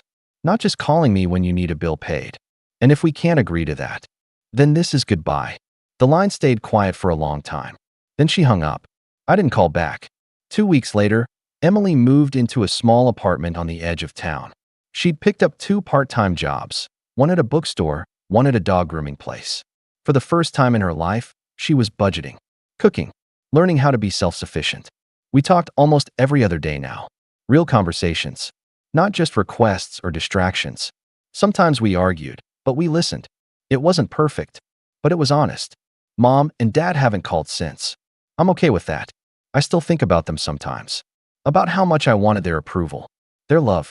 But I've realized something that took me decades to understand. I don't need it. I used to believe that family meant obligation. That love was measured by how much you could sacrifice. That being the responsible one meant being the forgotten one. But now I know the truth. Love, real love, doesn't demand silence, or self-erasure, or being useful to earn a seat at the table. Real love sees you, respects you, makes space for you. And for the first time in my life, I've made space for myself. I turned the lights back on in my own life. And I'm never going dark again. My name's Aaron, I'm 32, and I've spent the past 13 years of my life trying to erase the version of me my family used to mock. The quiet one, the weird one, the one who would never make it out there because I didn't follow their playbook. Growing up, I was the middle child, sandwiched between my golden boy older brother Jake, who got a full ride for football and later joined Dad's real estate business, and my younger sister Vanessa, who could wreck the car and somehow still get a hug and a "you're just stressed, sweetheart." Me? I kept to myself. I liked computers, I liked quiet, and I especially liked being left alone. That didn't fly in our house. Mom didn't understand me. Dad barely acknowledged me, and Vanessa? She treated me like her personal errand boy until I finally pushed back. That happened when I was 19. I just finished my first year of community college and landed an internship at a small tech startup. I was excited, really excited. The kind of excited where you run home to tell your parents because for once, you feel like maybe, just maybe, you're starting to become someone. I still remember walking into the kitchen that night, holding the offer letter in my hand. Vanessa was there too, sprawled out on the couch with a half-eaten sandwich, complaining about how her boyfriend wasn't texting her back. I told them the news, how they picked me over 3 university grads, how I'd be helping develop real products that were already getting investor attention. Mom looked up from the sink, barely impressed. "Is it paid?" she asked flatly. It wasn't. I admitted that, but explained it was temporary, that it could turn into something full-time. "Well, we're not paying for your gas, just so you can go play computer games," she said. Dad didn't even look up from his newspaper. "Waste of time," he muttered. "Get a real job." That was the beginning of the end. I tried to stick it out. I took shifts at a grocery store in the evenings to cover my costs. I rode a beat-up bike 5 miles each way to the office. Vanessa would still toss me her laundry, ask me to fix her laptop, and call me names when I said no. But I believed in that internship. I believed it would go somewhere. Then one Friday night, I came home to find my boxes packed in the living room. I thought it was some kind of mistake. "What's going on?" I asked Mom. She didn't even blink. "You're leaving," she said, as casually as if she were reading off a grocery list. "You're a grown man now. It's time to stop mooching. We need the space for Vanessa's baby." That was the first I'd heard that my sister was pregnant. I looked at Dad, stunned. "Seriously? You've had your chance," he said, his voice cold. "We supported your silly dreams long enough. It's time to grow up." That night, I slept in my car. I couch surfed for a while. Friends from college helped where they could. I showered at gyms. Ate $1 menu burgers. But I didn't quit. I kept showing up to that unpaid internship. When the company got its first major funding round, they offered me a job. A real one. Not glamorous, just back-end development work, but I took it like it was gold. The years that followed weren't easy. I worked like a machine. No vacations. No weekends. Just work. Every bonus went into savings. Every raise was reinvested in myself. Learning, building, networking. I moved cities. Changed my number. Didn't look back. By 29, I was working for a major tech firm in San Francisco, building security infrastructure. At 30, I helped launch a startup with 2 colleagues, and within 18 months, we were acquired for just under $40 million. After taxes and equity splits, I walked away with a little over $2 million. And no, I didn't throw a party. I didn't post it online. I just exhaled. I bought a house in the Bay Area. A sleek, modern, four-bedroom beauty with glass walls, a rooftop deck, and a view of the city. It cost just over $1 million. To me, it wasn't just a house. It was closure. It was proof that the kid they threw away had done just fine without them. Then I made the mistake of inviting them to the housewarming. I don't know what possessed me to do it. Guilt, maybe. Or curiosity. I hadn't spoken to any of them in years. Not since Vanessa sent a blurry photo of her kid, just in case you want to know your nephew. I ignored it. But something in me wanted to see if they'd changed. If maybe, just maybe, they'd apologize. I didn't expect a tearful reunion, but a nod. We were wrong. Something human. Instead, I got Vanessa in heels too high for my floors, dragging 2 screaming kids through my doorway like she owned the place. She didn't even say hi, just looked around with this fake little smirk and said, "Wow, this $1 million house has plenty of room for me and the kids." I blinked. "What?" She turned back and waved toward Mom, who was already making herself at home in my kitchen. "Well, you invited us. And you've got all this space. We thought we'd stay for a bit. You know, until I can find a place." My jaw must have been on the floor. Then Mom looked at me and said, in that patronizing tone I remembered all too well, "Be a good brother, Aaron. Let her stay. She's been through a lot." I stood there for a second, just stunned at the casual entitlement, like this was normal. Like I owed them something. Like the years of silence, of abandonment, of struggle meant nothing. Like I was still the quiet middle child who'd take whatever scraps they threw me. And that's when I smiled. I unlocked my phone, pulled up the deed, and said it slowly, making sure every word landed like a brick. Remember when you threw me out at 19? I bought this house with the bonus I got after leaving all of you behind. The room went silent. Vanessa's face tightened. Mom blinked. The kids were still whining, but I barely heard them. And just when I thought they might try to walk it back or laugh it off, Dad walked in through the front door. He looked around, took in the space, and then locked eyes with me. "Nice place," he said. I nodded. "You did all right." It wasn't a compliment. It was an assessment, like he was calculating what he could get out of it.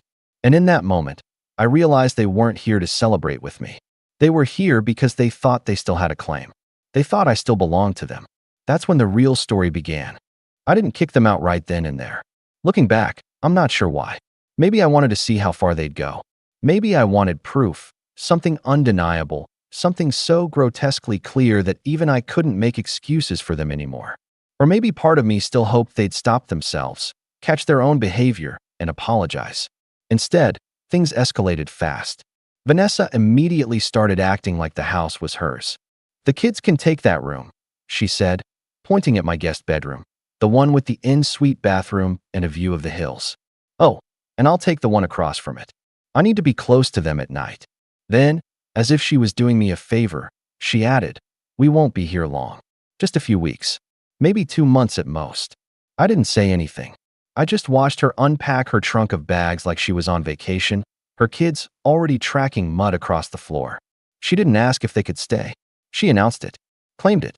Mom, meanwhile, had found the wine I'd bought for the party and poured herself a glass without asking.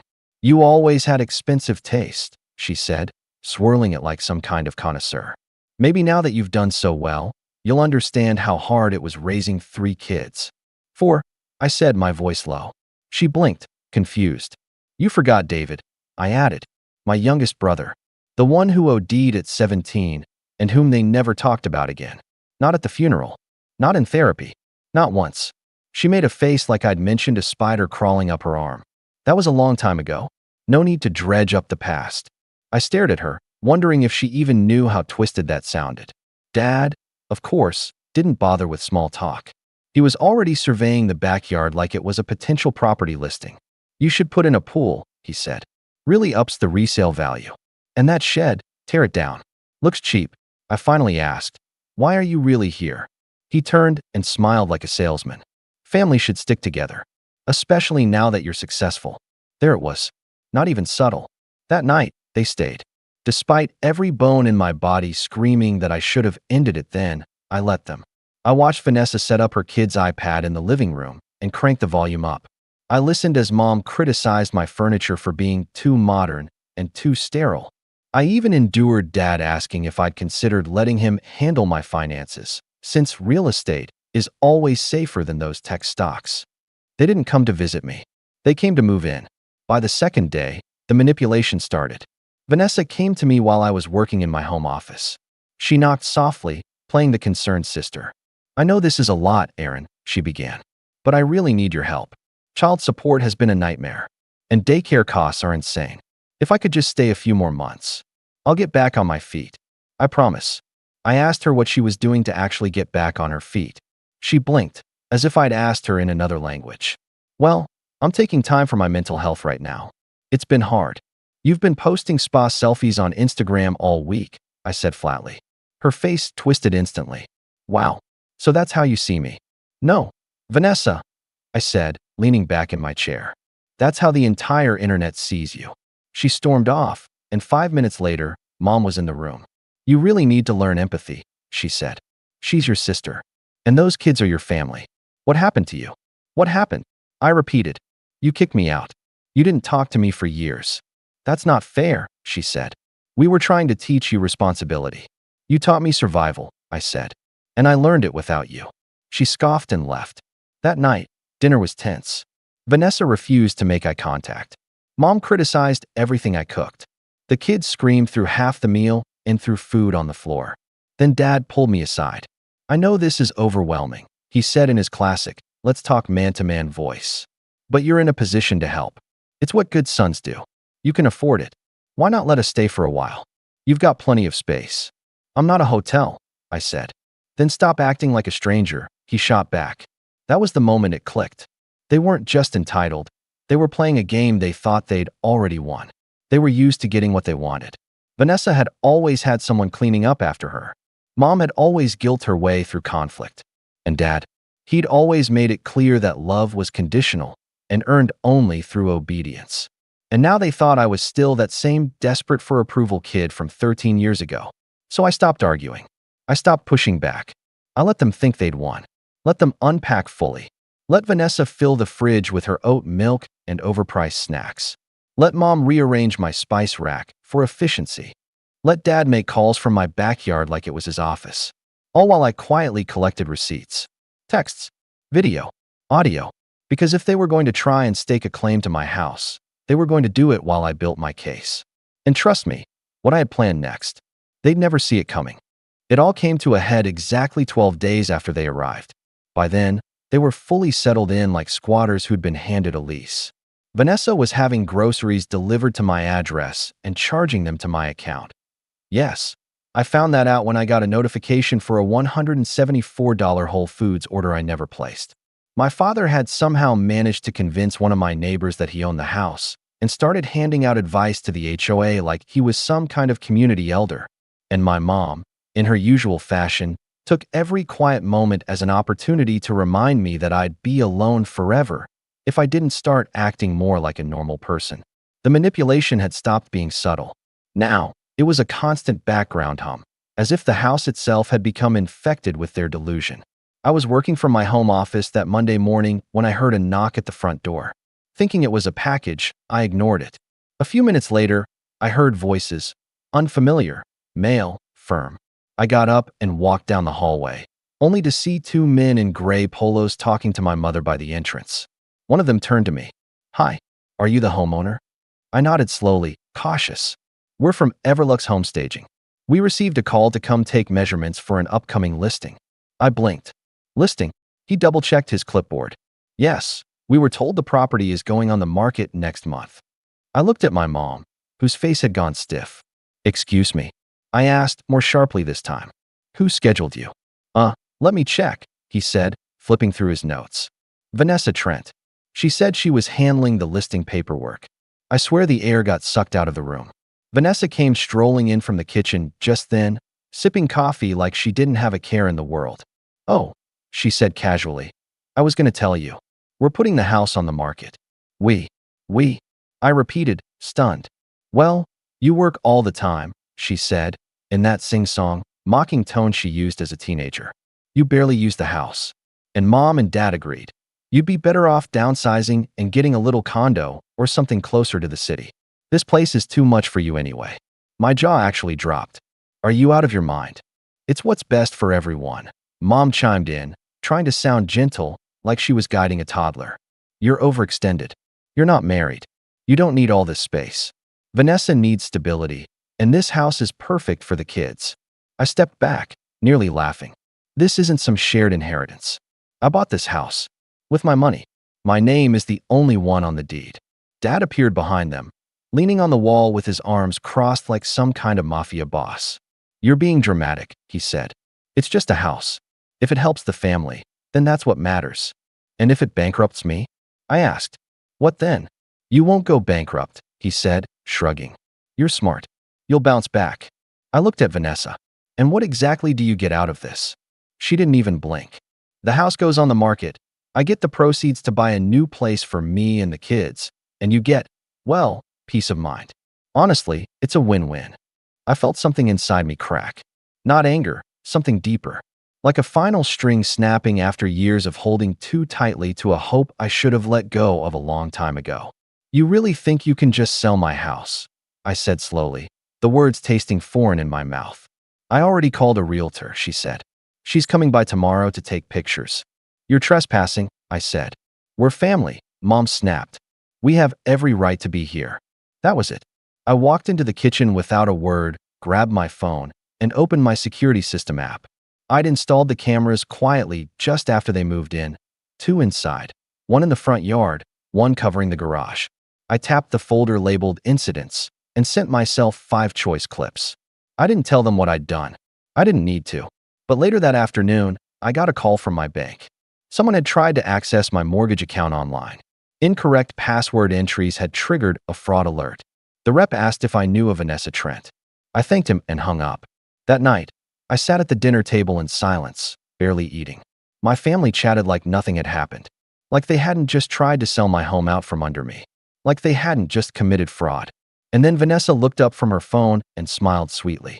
I was thinking, she said, we could paint the walls in the living room before the photographer comes. Maybe brighten it up a bit. I looked at her, then at my mother, then my father, and I realized, finally, that they didn't see me as a person. I was a resource, a stepping stone, a means to an end. But what they didn't know was that I wasn't trapped with them. They were trapped with me. I didn't sleep that night. Not because I was scared, though I'd be lying if I said I wasn't, but because something inside me had shifted, finally and completely.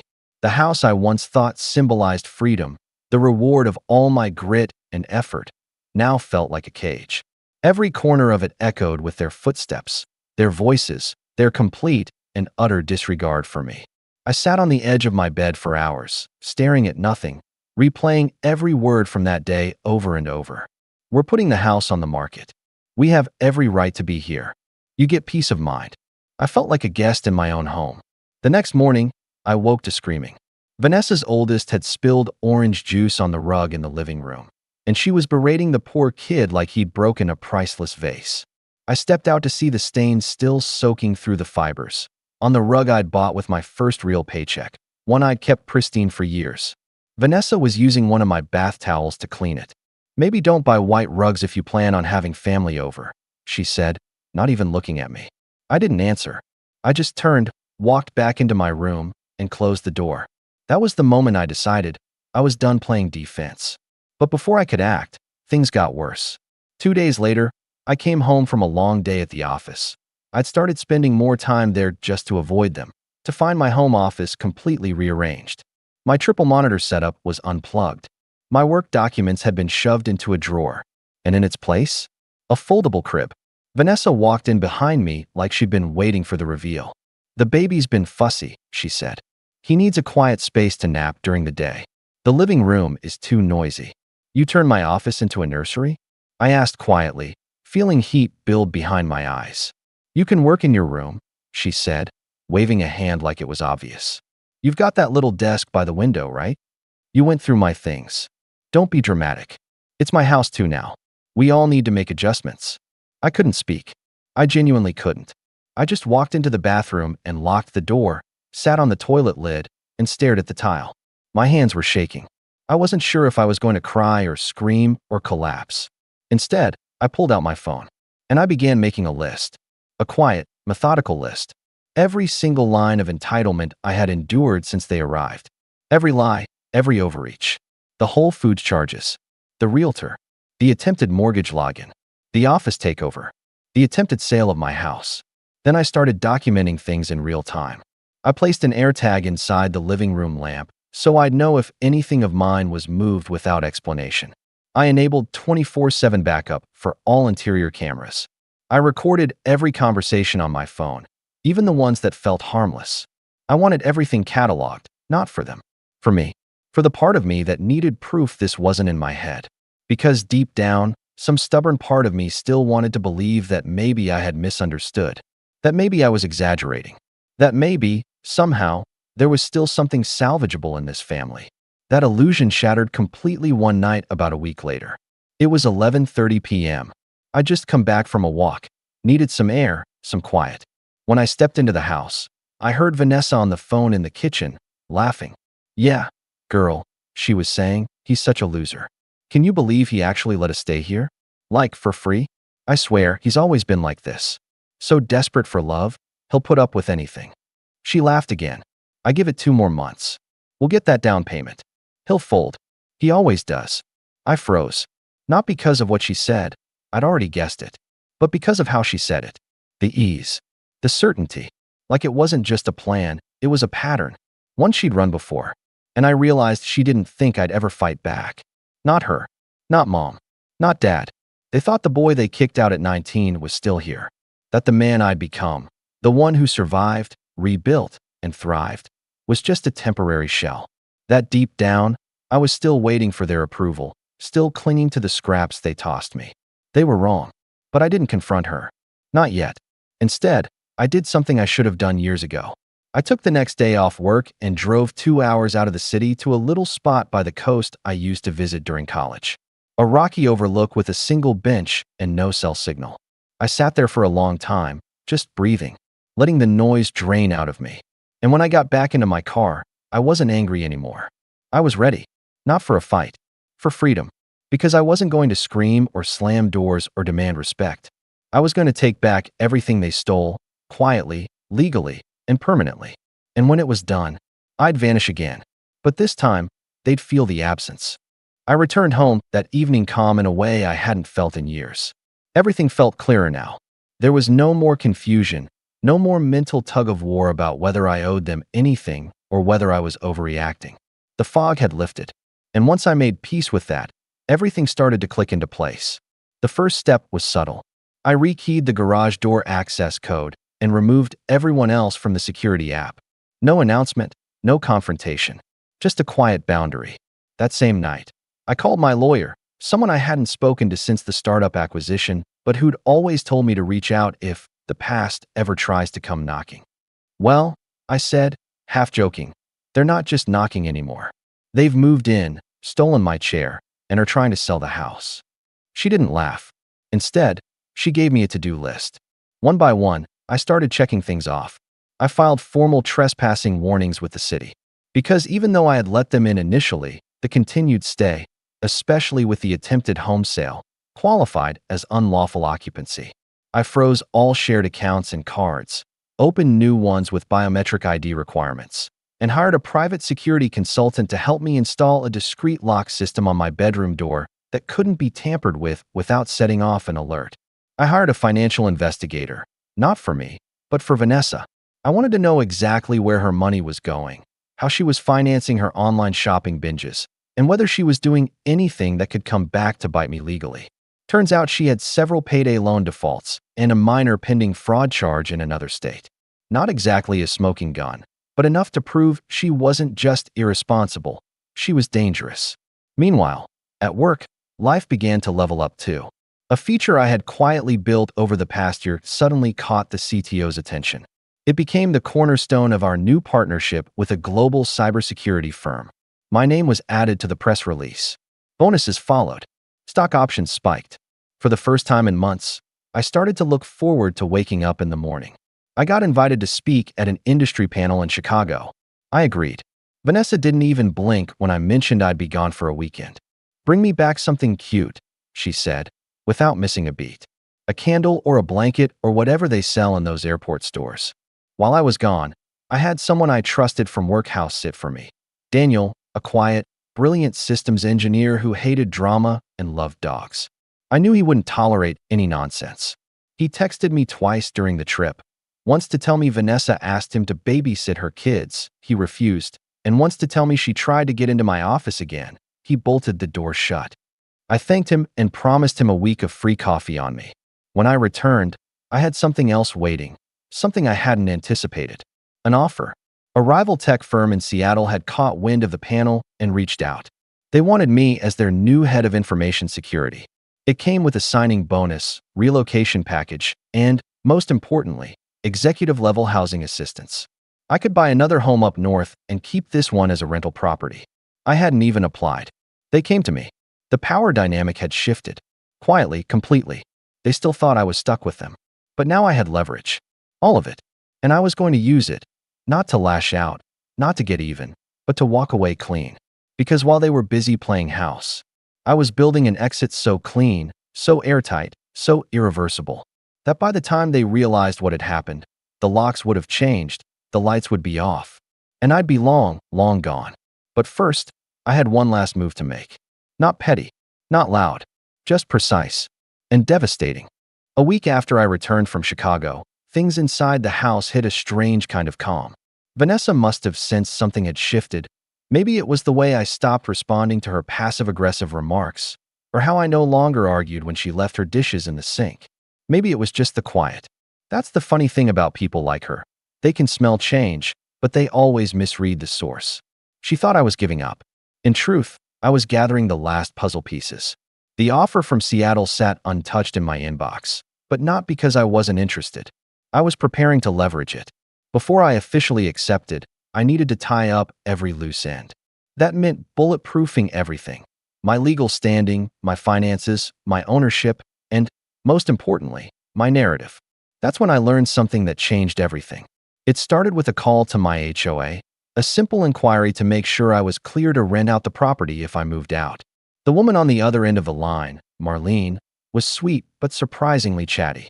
When I mentioned my family was staying with me temporarily, she chuckled and said, "Oh yes, your parents and sister already introduced themselves at the last board meeting." I froze. "Board meeting?" "Oh yes," she said. "It was a few days after your housewarming. They said you were traveling a lot, and they were helping manage the property." My throat went dry. What exactly did they say? Marlene, bless her, pulled up the notes. Vanessa filed a request for a temporary variance on occupancy limits, said it was for extended family cohabitation. Your parents backed her up. There was a small discussion about property usage, but since your name is on the deed, the board just assumed everything was fine. I thanked her and hung up. Then I pulled up the HOA's online portal, and there it was. A PDF uploaded 3 weeks ago. Temporary family occupancy addendum, digitally signed with my name. Only, I hadn't signed it. Not electronically. Not in ink. It was forged. And suddenly, all those little red flags from the past few weeks lit up at once. The bank login attempts, the calls from the home stagers, the casual questions about my work travel. They hadn't just been trying to freeload. They were actively laying the groundwork to claim my house. Legally, if I had died suddenly or been incapacitated, they might have tried to argue shared ownership or caretaker rights. It sounded absurd, but stranger things had happened in probate court, and Vanessa was always crafty in just the wrong ways. I emailed the document to my lawyer. Her response came within minutes. "This is actionable. I'm contacting a forensic document expert and preparing a civil claim for fraud and identity misrepresentation." Now I had legal ammunition. I also had something else, leverage. Vanessa had a pending court appearance for her other fraud charge, and any new accusations, especially ones involving forged legal documents, could jeopardize her bail agreement. One call, and she wouldn't be on my couch watching daytime reality shows. She'd be in jail, but I wasn't going to call yet. Not until everything was ready. I began orchestrating the final phase. I hired a realtor, my own, and scheduled a private showing of the house under a shell LLC I'd just formed. The company would appear to be purchasing the house, but in reality, I'd still own it, just through a legal veil. If anyone tried to pull anything later, they'd be going after an entity, not me personally. Next, I contacted the Seattle company and accepted their offer. They were ecstatic. I asked for a start date 2 months out. That gave me time to finalize everything here and ensure my revenge unfolded exactly how I wanted. Then, I reached out to a property manager. Someone local, someone strict. We met for coffee. I laid everything out. The fake signatures, the freeloading family, the attempted sale. I told him what I wanted, long-term rental management with a zero-tolerance policy. I didn't want to worry about this place once I left. He agreed. Even offered to be present when the house was formally vacated. And finally, my favorite part, I had copies made. Of the document Vanessa forged. Of her voice, recorded on camera admitting the sale plan. Of the charges filed against her in her previous case. And I printed a neat little packet with a cover page that simply read, "My house, my name, my rules." It wasn't meant to scare them. It was meant to be the last thing they saw before the locks changed. Because now, the plan was ready. The fuse was lit. And all I had to do was watch it burn. The morning it all began, the house was still. Not quiet, still. The kind of eerie calm before a storm, where even the creak of the floor feels intentional.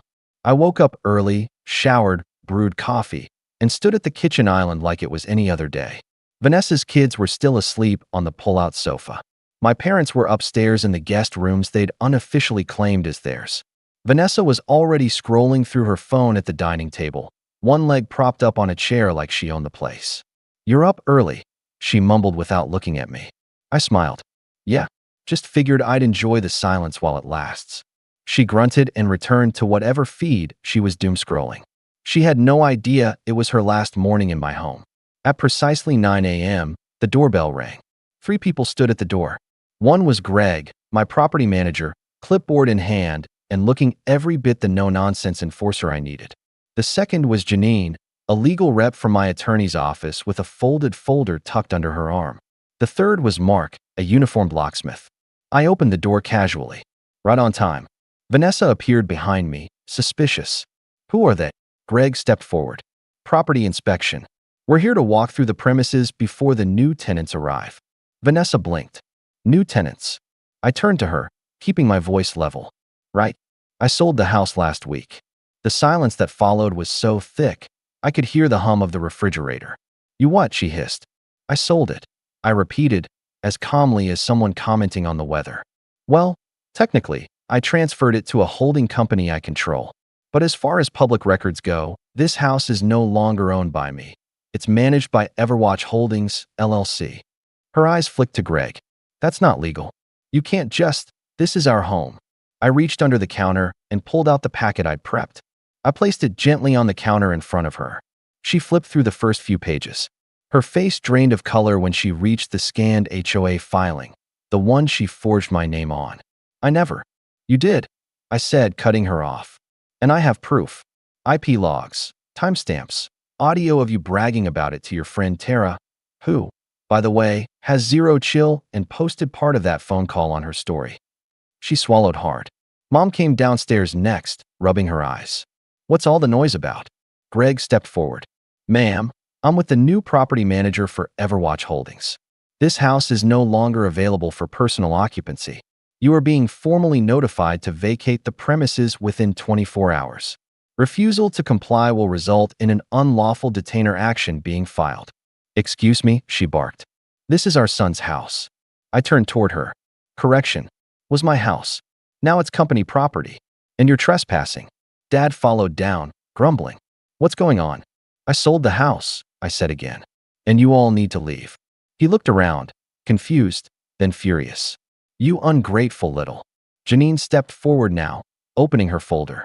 Sir, before you say anything else, I'm serving you and your family members a cease and desist order regarding fraudulent representation of property ownership.